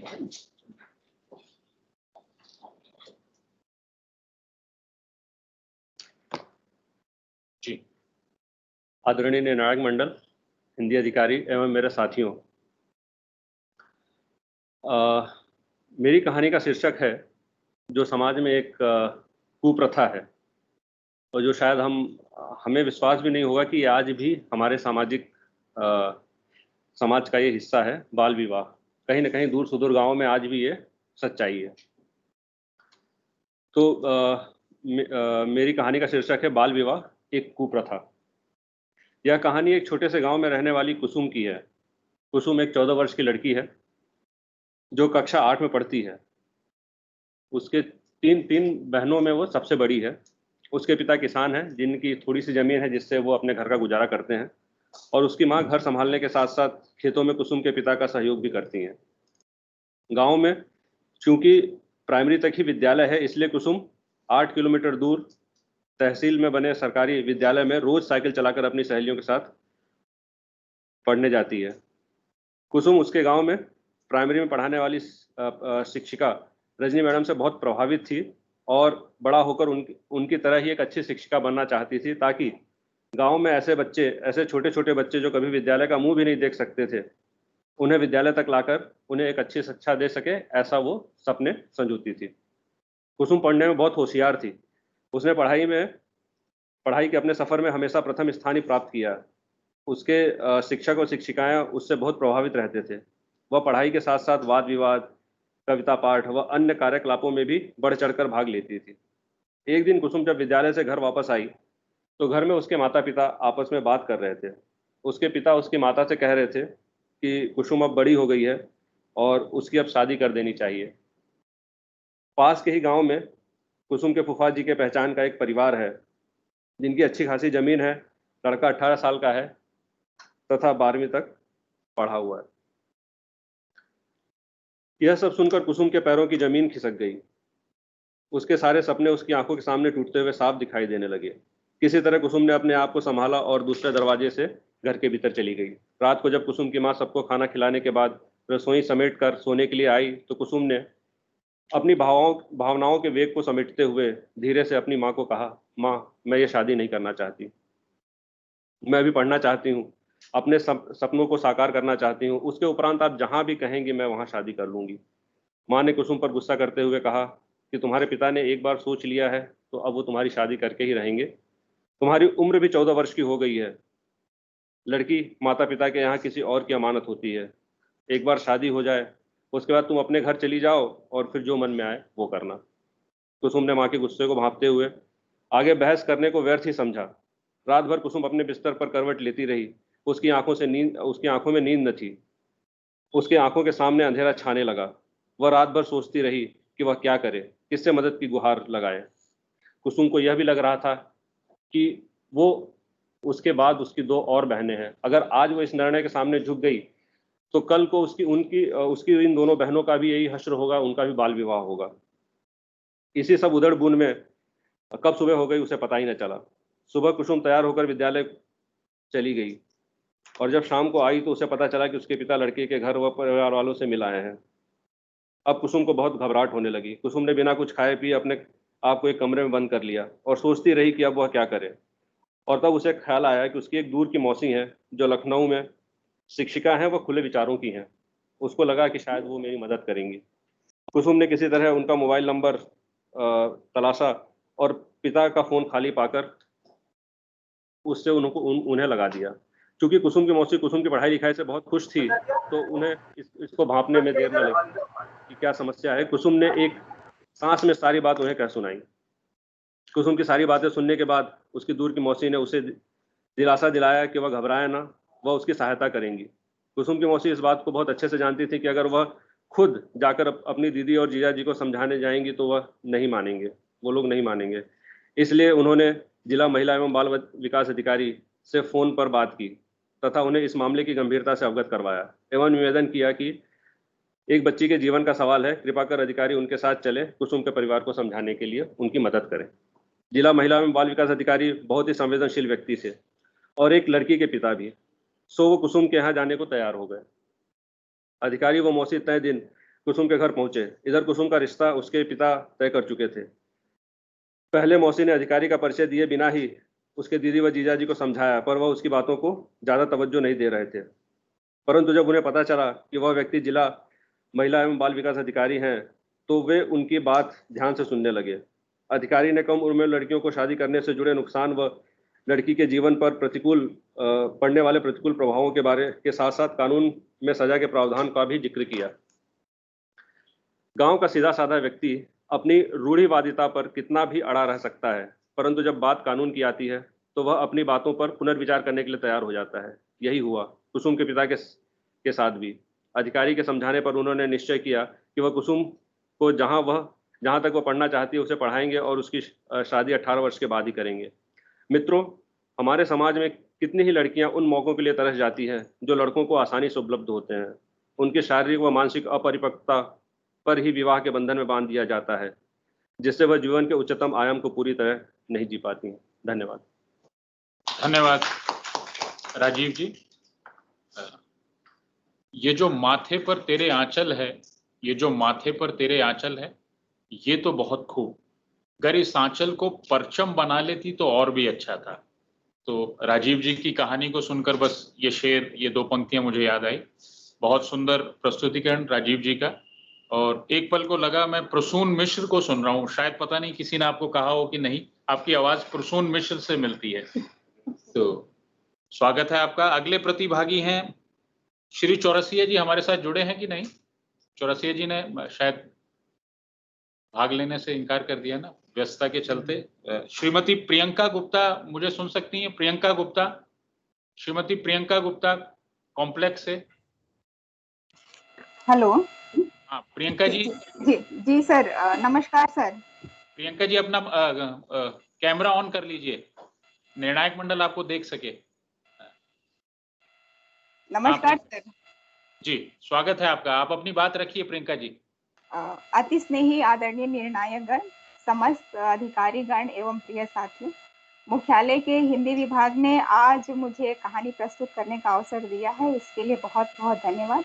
ज्यादातर ये मेरे जीवन की सच्ची घटना है जिसे मैंने कहानी के रूप में प्रस्तुत करने का प्रयास किया है। प्रियंका गुप्ता जी हैं? प्रियंका गुप्ता है ना? जी जी प्रियंका जी, आप अपनी बात रखिए। कैमरे को थोड़ा सा स्टेबल कर लीजिए, अपने स्थिर कर लीजिए कैमरे को।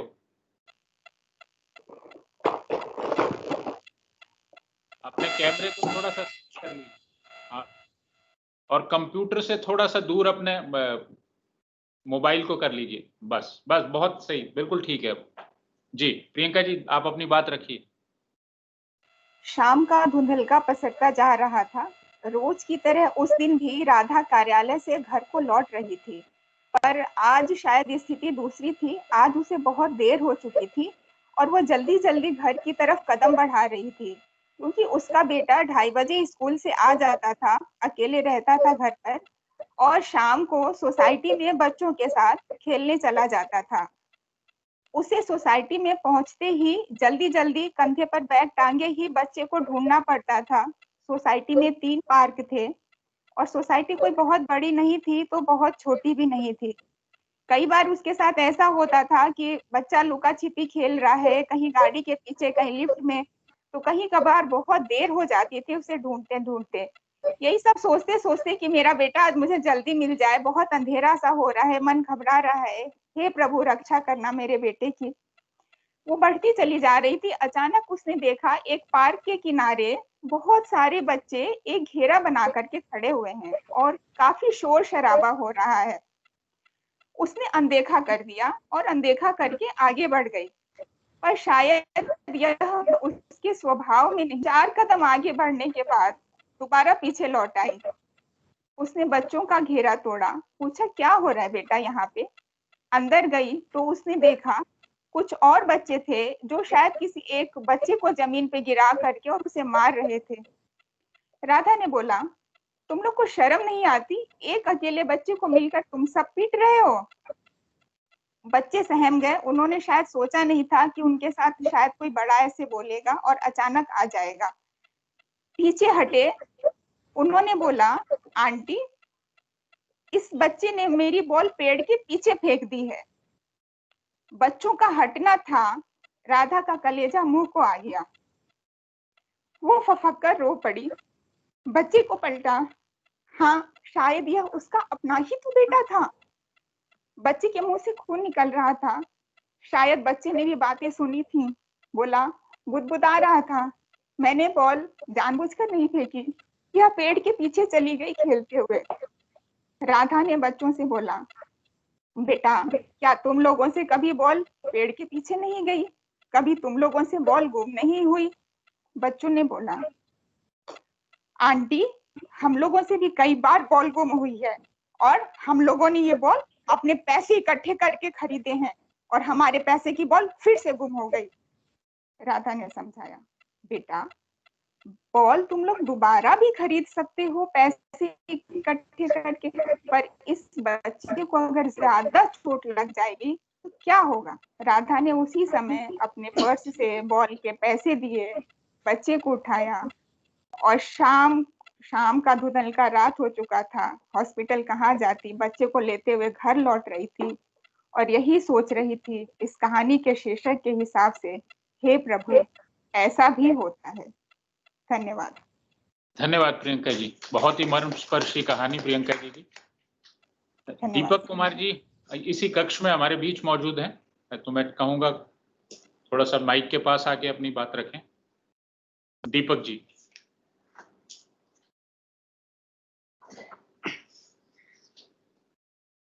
आदरणीय निर्णायक मंडल एवं हिंदी अधिकारी महोदय एवं सभा में उपस्थित सभी साथियों, आज मैं एक स्वरचित कहानी सुनाना चाहता हूं जिसका शीर्षक दिया है खोया प्रेम।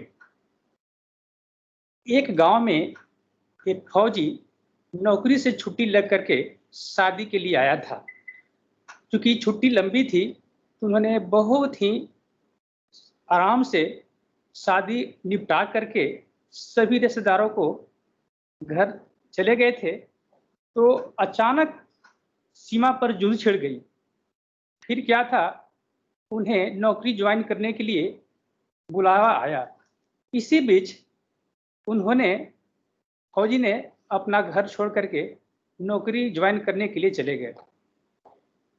कुछ दिनों के बाद जब दोबारा वो लौट करके आए तो पत्नी ने महसूस की कि शादी के समय जो उनका प्रेम था अब प्रेम वैसा नहीं रहा। वो मन ही मन बहुत कुंद रही थी कि आखिर क्या हुआ जो शादी के पहले, माफ करें, शादी के तुरंत बाद इतना प्रेम था और युद्ध के बाद जो प्रेम है उसमें काफी अंतर आ रहा है। तो उन्होंने अपने किसी रिश्तेदार से बात की। आसपास लोग उन्होंने सुझाव दिया कि गांव से दूर एक जंगल में महात्मा रहते हैं, वही महात्मा इस समस्या का समाधान कर सकते हैं। तो फिर क्या था, मरता क्या न करता, वो औरत भी अपना खोया प्रेम पाने के लिए उस महात्मा के पास पहुंच गई। जब महात्मा जी के कुटिया में पहुंची तो देखती है कि महात्मा जी तपस्या में लीन हैं, लेकिन ये वहीं पर बैठी रही। जैसे ही उन्होंने अपना तपस्या समाप्त करके आंखें खोली तो देखिए कि एक महिला बैठी हुई है। महिला पूछती है कि महात्मन, मैं एक समस्या से जूझ रही हूँ, मुझे किसी ने बताया है कि आप ही इस समस्या से निजात दे सकते हैं। तो महात्मा ने बोले, बताओ तुम्हारी समस्या क्या है।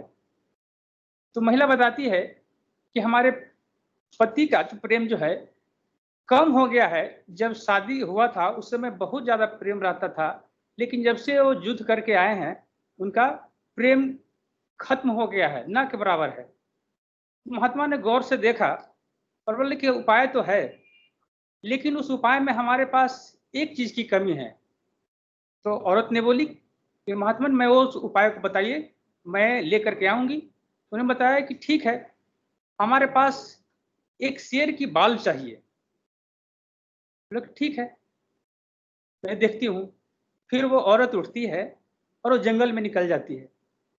जंगल में जाते जाते जाते एक तालाब के पास पहुंचती है तो देखती है कि एक शेर जो है तालाब के किनारे सोया हुआ है। लेकिन शेर के पास जाए तो कैसे, डर तो लग ही रहा था। लेकिन बहुत ही हिम्मत बांध करके वो आगे बढ़ती है। लेकिन जैसे ही शेर का आंखें खुली, उसने देखा कि कोई महिला है, तो वो खाने के लिए दौड़ा और वहीं से पहले गुराया। महिला किसी तरह से जान बचा के भाग गई। फिर कुछ दिनों के बाद महिला फिर उसी जंगल में जाती है, उसी तालाब के पास। फिर देखती है कि शेर वहीं पड़ा हुआ है। लेकिन उसे पुराने दिनों की बात याद है कि 2 दिन पहले जो हम गए थे, शेर ने किस तरह से हमें खदेड़ा था। फिर कहीं ऐसा ना हो कि फिर वो टूट पड़े, फिर वापस आ गई। इसी तरह से बार बार वह उस तालाब के पास जाती और घूम करके आ जाती। कुछ दिनों के बाद शेर को लगा कि ये जो महिला है ये जंगल में ही घूमती रहती है, शायद वो इसी जंगल की होगी, हमारे आसपास की ही रहने वाली होगी। धीरे धीरे महिला और शेर के बीच की दूरी जो है कमते गया। एक दिन उसने शेर के लिए कुछ मांस ले गई खाने के लिए और दूर से ही फेंक दी। शेर ने आराम से मांस खा लिया। धीरे धीरे उस महिला में आत्मबल बढ़ते गया।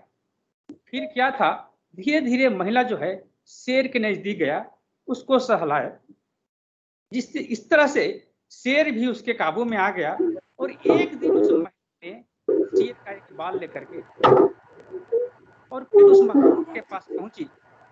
फिर महात्मा जी को उसने दी कि महात्मा जी, ये रहा शेर का बाल।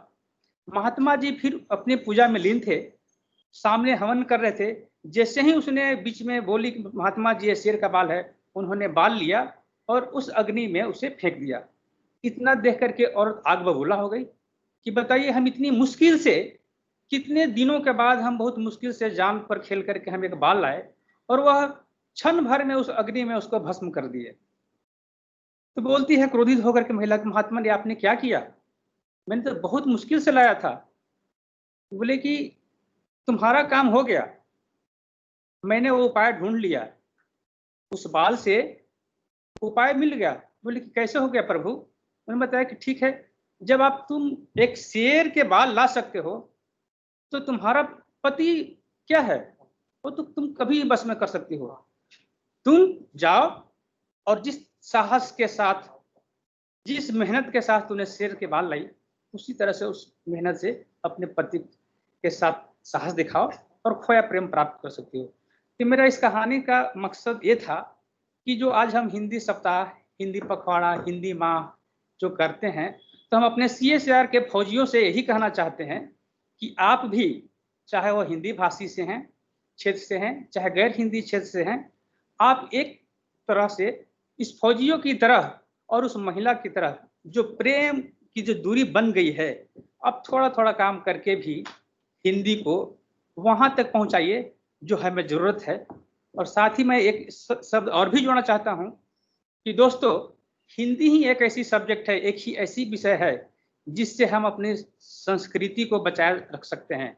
अगर आने वाली बुढ़ापा को अपने जो लाठी है उसको मजबूत करना चाहते हैं तो हमें हिंदी अपनाना होगा, क्योंकि हिंदी में ही आप मिलते हैं, अंग्रेजी में तो सिर्फ यू मिलेंगे। और हिंदी में ऐसे ऐसे ग्रंथ हैं जिसको सहज सरल तरीके से हम अपने आत्मसात कर सकते हैं। बहुत सारे संस्कृति हमारी छिपी हुई है, रहने के तौर तरीके छिपे हुए हैं, इंग्लिश में नहीं मिल सकते हैं। आप हिंदी को अपनाइए। धन्यवाद। धन्यवाद दीपक जी। जरूरत है हम सबको शेर के एक बाल की, बशर्ते शेर तैयार हो जाए बाल देने के लिए। जबरदस्त। तो अगले प्रतिभागी जो हमारे साथ जुड़ रहे हैं, राजकुमार जी, मेरी आवाज सुन सकते हैं? राजकुमार जी, अपना माइक अनम्यूट कीजिए, अपना माइक। नमस्कार सर। जी, अपनी बात रखिए। नमस्कार सर। जी सर, मेरी आवाज आ रही है आपको? जी बिल्कुल पहुंच रही है सर। नमस्कार। अपनी बात रखिए। हेलो।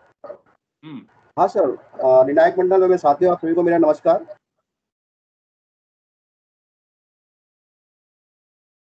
जी बोलते जाइए राजकुमार जी, आपकी आवाज आ रही है हम तक। कोई प्रॉब्लम आ गया जी, नेटवर्क घर से है शायद, मुझे लग रहा है ना। हाँ,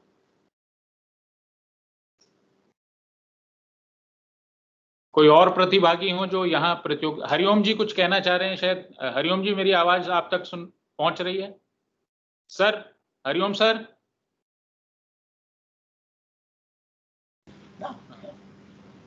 हेलो।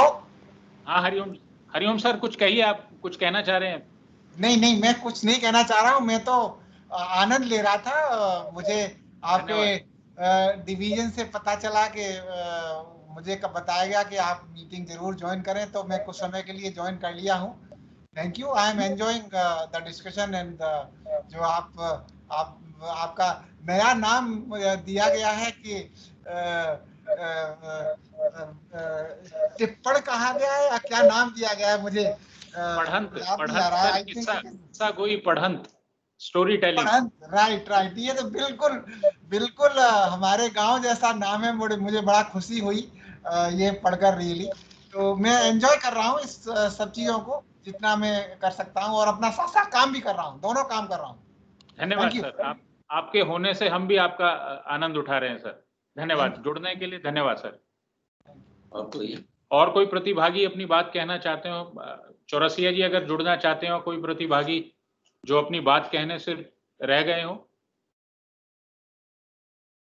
मेरे ख्याल से समाप्त करें ना। राजकुमार का नहीं हो पाया। राजकुमार जी आप सुन सकते हैं मुझे? राजकुमार जी, खत्म करें है ना सर? आप निर्णय तैयार है कि हम 2 मिनट ले लें बीच में, कुछ मैं कुछ कहानी मैं अपना सुना देता हूँ, आप इतने में तैयार कर लीजिए। आज ही बताना है? आज ही सर आज कोशिश तो यही करें कि आज बता दें। अगर आप राजकुमार जी, मुझे लग रहा है नहीं कनेक्ट हो पाए। नहीं तो हमें थोड़ा टाइम चाहिए। हाँ 5 मिनट आप ले लीजिए, मैं अपना कुछ मैं तब तक लोगों को दोनों को टैली कर देते हैं। निर्णायक मंडल इस बीच अपना निर्णय तैयार करें। एक चीज मैं ये कहना चाहूंगा आप लोगों से कि ये जो है प्रतियोगिता बहुत ही अच्छी रही है, एक से एक प्रस्तुति है और आप लोगों ने इतनी अलग अलग विषयों पे अपनी प्रस्तुति दी है। ये निर्णायक मंडल के लिए भी बड़ा मुश्किल का क्षण है, लेकिन हम जो है हम लोग उसके अलग अलग पहलू पे नंबर दिए हैं। जैसे कि आपका उच्चारण कैसा है, आपको मैंने पहले भी बताया था कि हम उन पहलुओं पर उन टेक्निकलिटीज पे नंबर दिए हैं। इसलिए आप लोग ये मत सोचिए कि जो है हमने ऐसा निर्णय क्यों किया है, क्योंकि ये थोड़ी सी टेक्निकल चीजें हैं। प्रस्तुति जो है एक से बढ़कर एक थी और मुझे जो है आप सभी विजयी हैं। बस वो एक फॉर्मल अनाउंसमेंट है कि जो है इसमें कौन विजयी होता है। ठीक है, हम लोग थोड़ा सा 5 मिनट लेंगे, फिर आपको बताते हैं। जब तक निर्णायक मंडल अपना निर्णय तैयार करें, कोई खाली वक्फे को इसको कोई भरना चाहेगा? अगर मैं आमंत्रित करूंगा अपने साथी किसी को कुछ कहना चाहें, कुछ अपना कोई किस्सा, या मैं ही इस मौके को दोनों को जो है ना, दोनों को जोड़ के मीडियम निकाल देता हूँ। 5 मिनट और हमारे साथ बने रहिए।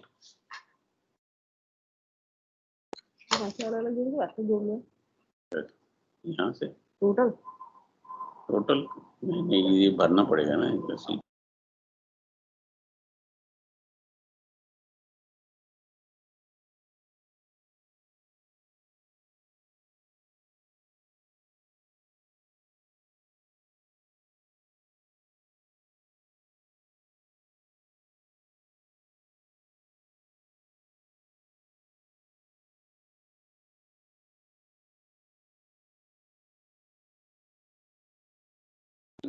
मेरी हिम्मत नहीं हो रही अपनी लिखी हुई कुछ रचना आपके सामने पढ़ने की, लेकिन फिर भी आदेश हुआ है और इस खाली वक्फे को भरना भी है।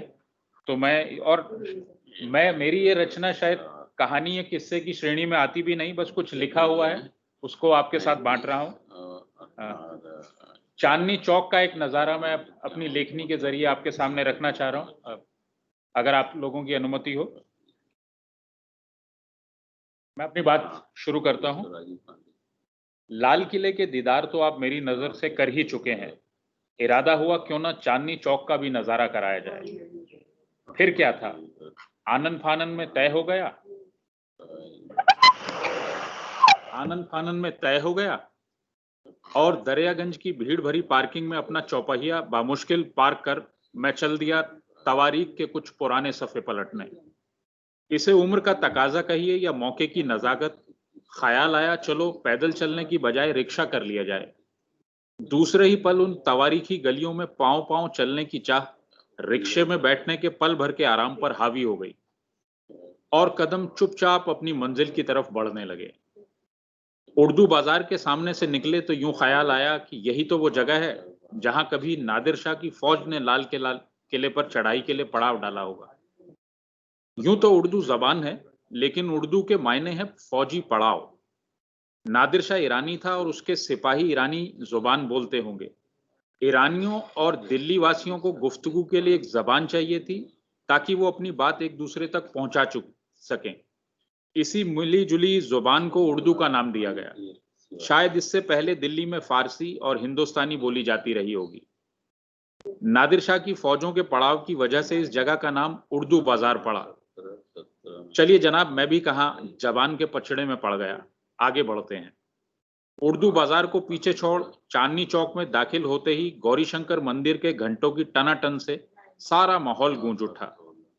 कहते हैं औरंगजेब को इन मंदिर के घंटों की आवाज से बेहद नफरत थी और इसी नफरत के चलते उसने इन घंटों को बजने पर पाबंदी लगा दी।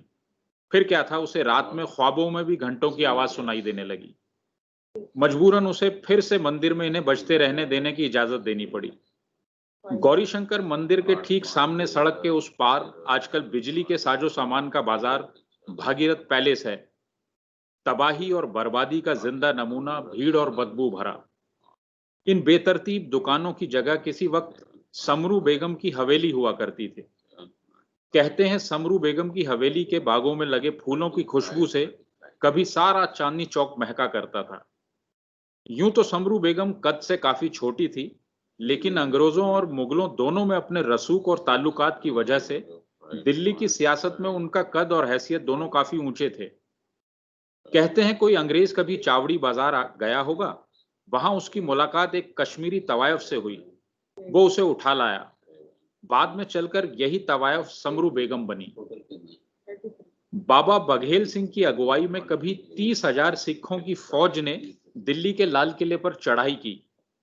समरू बेगम ही वह औरत थी जिसकी रहनुमाई में मुगलिया सल्तनत ने सिखों की फौज को 1 लाख रुपए देकर दिल्ली की सल्तनत बचाई। वो जगह जहां सिखों की फौज आकर ठहरी उसे आज 30,000 के नाम से जाना जाता है। और चूंकि फौज के आने पर दिल्ली के सभी 18 दरवाजे बंद कर दिए गए, लिहाजा जिस दीवार को तोड़कर सिखों की फौज ने दिल्ली में जबरन घुसने की कोशिश की उसे आज मोरी गेट के नाम से जाना जाता है। वापस चांदनी चौक पर आते हैं। चांदनी चौक जहांआरा की देन है। उम्दा सुखनवर होने के साथ साथ वो आला दर्जे की नक्शा नफीस और इल्मेदार यानी आर्किटेक्ट भी थी। चांदनी चौक को बनाने में उनका बड़ा हाथ रहा है। भीड़ और गंदगी के रहते जिस जगह पर खड़े होने की रूह नहीं होती, किसी वक्त उस जगह की खूबसूरती देखकर फिरंगी भी हैरत में पड़ जाया करते थे। ठेलों, रिक्शों, दुपहियों, तिपहियों, चौपहियों की भीड़ से जिस जगह पर आज चलना मुहाल है, किसी रोज उस पक्की सड़क के बीचों बीच एक पतली नहर हुआ करती थी जिसके दोनों तरफ छायादार दरख्त हुआ करते थे। यह नहर लाल किले से ठीक निकलकर फतेहपुरी मस्जिद तक जाती थी। फतेहपुरी मस्जिद के ठीक आगे खारे पानी का एक बावड़ी हुआ करती थी। अब यह बावड़ी तो नहीं है, हाँ, उस जगह को आज खारी बावड़ी के नाम से जाना जाता है। चांदनी रात में चांदनी की चमक इस नहर पर पड़ने से इसका रंग चांदी जैसा चमकदार हो जाया करता था। इसी वजह से इस जगह को चांदनी चौक कहा गया। कुछ और आगे बढ़े तो नथुने तीखी खुशबू से भर गए। खुद को घंटे वाला हलवाई के ठीक सामने खड़ा पाया। दुकान से आती हुई मिठाई की खुशबू से सारा आलम महक रहा था। कहते हैं मुगल बादशाह का हाथी जब भी इस मिठाई की दुकान के आगे से गुजरता, यहाँ की मिठाई खाए बिना आगे नहीं बढ़ता। हाथी के गले में लटकते घंटे की वजह से शायद इस जगह का नाम घंटे वाला हलवाई पड़ा होगा। एक किस्सा और भी कहते हैं कि यहाँ कभी बच्चों का स्कूल हुआ करता था। उस स्कूल के बाहर लगी स्कूल की घंटी की वजह से इस जगह का नाम घंटे वाला हलवाई पड़ा। पान की पीकों, दुपहियों, तिपहियों, रिक्शों और ठेले वालों से बचते बचाते हम आगे बढ़ने लगे। कोतवाली के सामने आए तो खुद को सिखों के आखिरी गुरु गोविंद सिंह के पिता गुरु तेग बहादुर के शहादत स्थल गुरुद्वारा सीसगंज में मत्था टेकने से नहीं रोक पाए। औरंगजेब के हुक्म पर इसी जगह कभी गुरु तेग बहादुर का सर कलम कर दिया गया था। गुरुद्वारे से ठीक सटी हुई सुनहरी मस्जिद है जिसकी छत पर खड़े होकर नादिर शाह ने कभी चांदनी चौक में कत्ले आम का हुक्म दिया था और इसी मस्जिद की छत से मौत के उस मंजर को देखा भी था। कहते हैं उस कत्ले आम में 1 लाख से ज्यादा दिल्ली वालों की मौत हुई। कोतवाली वह जगह है जहां फिरंगियों ने 1857 के गदर को अंजाम देने वाले सैकड़ों जाबाज सिपाहियों को फांसी देकर मौत के घाट उतारा। सिपाहियों की तकलीफ को बढ़ाने और उनकी मौत को और भी मुश्किल बनाने के लिए उनकी रस्सी को जानबूझकर छोटा रखा जाता था ताकि उनकी जान तड़प तड़प कर निकले। यहीं से एक रास्ता बल्ली मारान के मोहल्ले की तरफ जाता है। मोहल्ले में दाखिल हुए तो यूं लगा जैसे वक्त ठहर गया हो। कुछ भी तो नहीं बदला। वही तहमत बांधे, सर पर टोपी और कुर्ता पहने जुम्मन मियाँ, वही अपने झुर्रीदार चेहरे और सर पर करीने से दुपट्टा ओढ़े बड़ी बी, वही छोटे छोटे पाँव में गुरगाबी पहने नन्ना हामिद, वही बुरके में लिपटी डरी सहमी अमीना बेगम, वही सर पर साफा और लंबा चोगा पहने लंबी सफेद दाढ़ी वाला वो फकीर, वही निहारी, वही फिरनी की खुशबू, वही पुरानी दिल्ली का जायका, वही बेतरतीब ऊंची इमारतों के बीच झांकती मस्जिद और मस्जिद से आती हुई शाम की आजान। कुछ भी तो नहीं बदला था। हाँ, कुछ भी तो नहीं बदला। किमाम की खुशबू बड़े मियाँ की पान की दुकान के पास खींच ले गई। बड़े मियाँ से गुलकंद, किमाम और इलायची डला एक पान मुंह में ठूंसा और उनसे गली कासिम जान का पता पूछा। बड़े मियाँ ने हाथ से चचा गालिब की हवेली की तरफ इशारा कर दिया। एक संकरी गली और उस संकरी गली में एक छोटा सा हरा दरवाजा जिसे हाल ही में रंगा गया था, और हाथ में खैनी मसलता उस दरवाजे के बाहर बैठा एक चौकीदार। गालिब की हवेली की जैसी तस्वीर मन में खींची थी, असलियत उससे एकदम जुदा थी। चलिए अंदर चलते हैं। अंदर दाखिल होते ही एक भीनी रोशनी वाले बड़े से कमरे के बीचों बीच गालिब का एक संगमरमर का बुत रखा गया है और दीवारों पे लगी तस्वीरों पे गालिब के कुछ शेर लिखे गए हैं। तमाम कोशिशों के बाद भी ये हवेली अपनी पुरानी शक्ल में नहीं आ पाई है। बहरहाल जो भी हो, यह एहसास अंदर तक गुदगुदा देता है कि आप उस शायर की हवेली में खड़े हैं जिसकी गिनती आज भी दुनिया के बेहतरीन सुखनवरों में होती है। हवेली से बाहर निकलते वक्त न जाने क्यों गालिब का ये शेर गुनगुनाने का मन हुआ। गालिब खस्ता के बगैर कौन से काम बंद हैं, रोइए जार जार क्यों, कीजिए हाय हाय क्यों, दिल ही तो है न संगो खिश्त, दर्द से भर न आए क्यों, रोएंगे हम हजार बार, कोई हमें सताए क्यों, कोई हमें सताए। धन्यवाद।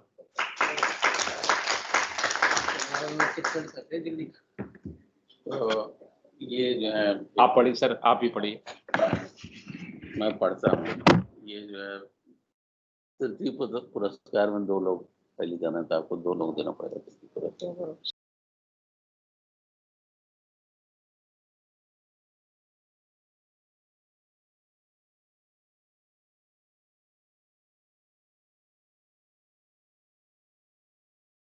निर्णायक मंडल अपना निर्णय तैयार कर लेता है। 2 मिनट और आप इतनी देर हमारे साथ बने रहे। 2 मिनट की बात और है सिर्फ। और राजीव भगवान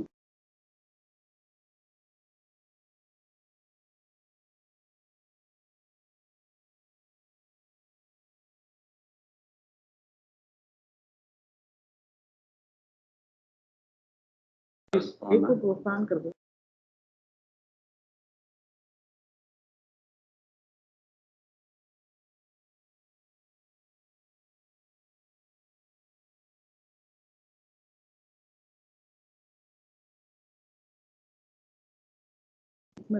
आप देख सकते हैं निर्णायक मंडल को कितनी कठिनाई हो रही है निर्णय लेने में। आप सभी की रचनाएं इतनी बढ़िया थी, इतनी अच्छी आपने किस्सा गोई की, और हमारा मकसद यही है कि आपको ज्यादा से ज्यादा मौका देना हिंदी में लिखने का, अपनी बात कहने का। उम्मीद करते हैं कि जब आप वापस अपने कक्ष में जाएंगे, कार्यालय में अपना काम करेंगे, तो वो भी हिंदी में, जिस तरह आपने यहाँ अपनी हिंदी में सृजनात्मकता का परिचय दिया, सरकारी काम करते हुए भी आप अपनी सृजनात्मकता का परिचय देंगे। हिंदी में काम करना बहुत आसान है, बहुत सरल है, जरूरत है कोशिश करने की। तैयार हो गया सर?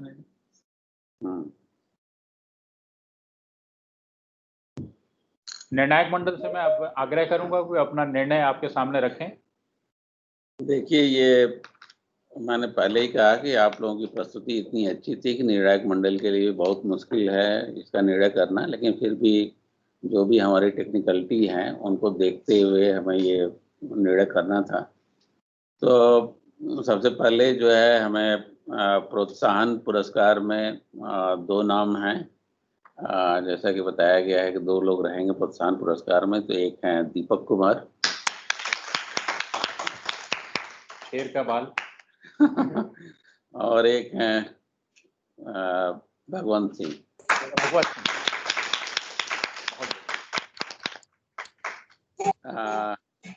तीसरा पुरस्कार जा रहा है श्रीमती सिन्हा व्यास। दूसरा पुरस्कार है अनिकेत श्रीवास्तव। पहला पुरस्कार है श्रीमती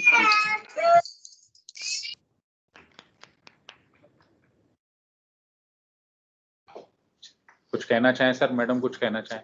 हाँ बोलिए। ऐसा है कि ये जो है, मैं यही कहना चाहूँगा कि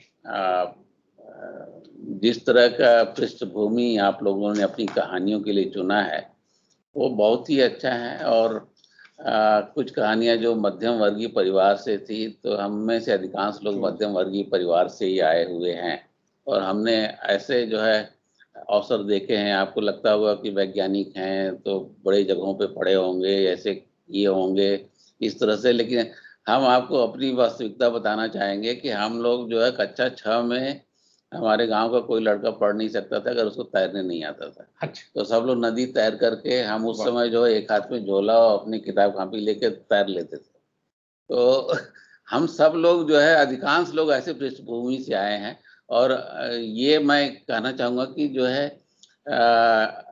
इतनी अच्छी बात है कि इतने कोचिंग इंस्टीट्यूट के खुलने के बाद भी अगर आज भी सिविल सर्विसेज का आप रिजल्ट देखें IAS का, तो कम से कम 50% लोग ग्रामीण पृष्ठभूमि से आते हैं। तो उसमें सब में इतनी सहनशीलता है, सब लोग उस वातावरण से पढ़ते हैं। आप सब लोगों ने ऐसी ऐसी पृष्ठभूमि का चुनाव किया, वो बहुत ही अच्छा रहा।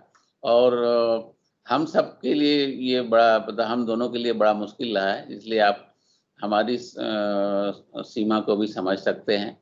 हम एक सीमित दायरे में ही हमने आपका मूल्यांकन किया है, लेकिन आप सभी ने बहुत अच्छा किया है। और विजेंद्र कुमार जी ने तो मुझे प्रेमचंद की याद दिला दी तो बहुत ही अच्छा रहा है। हम आपकी पूरी कहानी पढ़ना चाहेंगे। धन्यवाद। आप बोलो। आप लोगों ने जैसा प्रस्तुतिकरण करा बहुत सराहनीय था। हर किसी ने अपनी अपनी बात अपने अपने तरीके से करी। कुछ लोगों ने ज्वलंत समस्याएं ली, कुछ लोगों ने ग्रामीण पृष्ठभूमि ली, कुछ लोगों ने आज की वास्तविकता ली। पर एक तरीके से देखा जाए, अपनी बात को कम शब्दों में थोड़ी देर के लिए कहना और उतने ही देर के लिए लोगों को अपने साथ बांधे रखना, ये भी एक कला है। आप अपनी बात को 1 घंटे तक भी कह सकते हैं, उसी बात को 10 मिनट में भी कह सकते हैं। तो इसमें यहाँ देखा जाए कि वैसे निर्णायक के लिए इन्होंने समय सीमा का कोई वो नहीं रखा था, लिमिट नहीं रखी थी। बट मुझे लगता है कि एक समय सीमा में आप किसी अपने सुनने वाले श्रोता को बांध के रखेंगे अपनी बात को, तो और उस किस्से में इसको आनंद आएगा। ये बहुत इम्पोर्टेंट ऑब्जेक्टिव है इस कंपटीशन का। तो यही सब चीजें हमने देखी, बोला सबने बहुत अच्छा। तो हमें बहुत मुश्किलों का सामना भी करना पड़ा, कुछ नंबर इधर उधर ऊपर नीचे भी करने पड़े ताकि हम सबको संतुष्ट कर पाए। पर आप लोगों का प्रयास काबिले तारीफ है। अपना प्रयास जारी रखें और अच्छी से अच्छी कहानियां अपने खाली समय में जरूर बुनें, कुछ वास्तविकता से जुड़े हुए। और जैसे सिंह साहब ने कहा, पुरानी ग्रामीण पृष्ठभूमि, आज भी हमारी ग्रामीण परिवेश वैसे ही है, पर उस परिवेश में हम सिर्फ कहानियां बोल के अपने मन को तसल्ली कर लेते हैं। आज की ज्यादातर जो जनता है वो अब इस ग्रामीण पृष्ठभूमि से अब उनका नाता टूट चुका है। तो आज ये इस बात की जरूरत है कि हम आज की वास्तविकता पर अपने किस्से सुनाएं, जो कुछ हमें आगे बढ़ने का प्रोत्साहन देते रहे या कुछ हमें सिखाएं। तो ग्रामीण पृष्ठभूमि प्रेमचंद जी की याद दिलाई विजेंद्र सिंह ने, बहुत अच्छा लगा।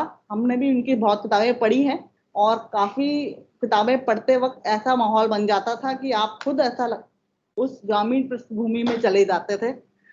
वो पुरानी यादें ताजा हो गई। लेकिन विजेंद्र सिंह साहब से मैं जरूर गुजारिश करूंगी कि जैसे सिंह साहब ने कहा, अपनी कहानियां जरूर हमसे शेयर करें, हम भी पढ़ना चाहेंगे। प्लस आज की वास्तविकता पर भी जरूर कहानी कुछ लिखें, जिससे आगे की आने वाली जनरेशन को भी कुछ सीखने का मौका मिले और कुछ अपनी कला और अपनी विरासत से जुड़े रहने का उन्हें अंदर से प्रोत्साहन मिले। धन्यवाद।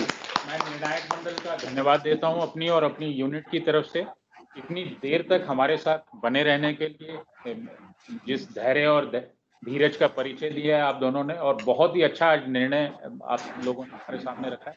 आप सर धन्यवाद, अपने बहुमूल्य समय में से हमें समय देने के लिए धन्यवाद।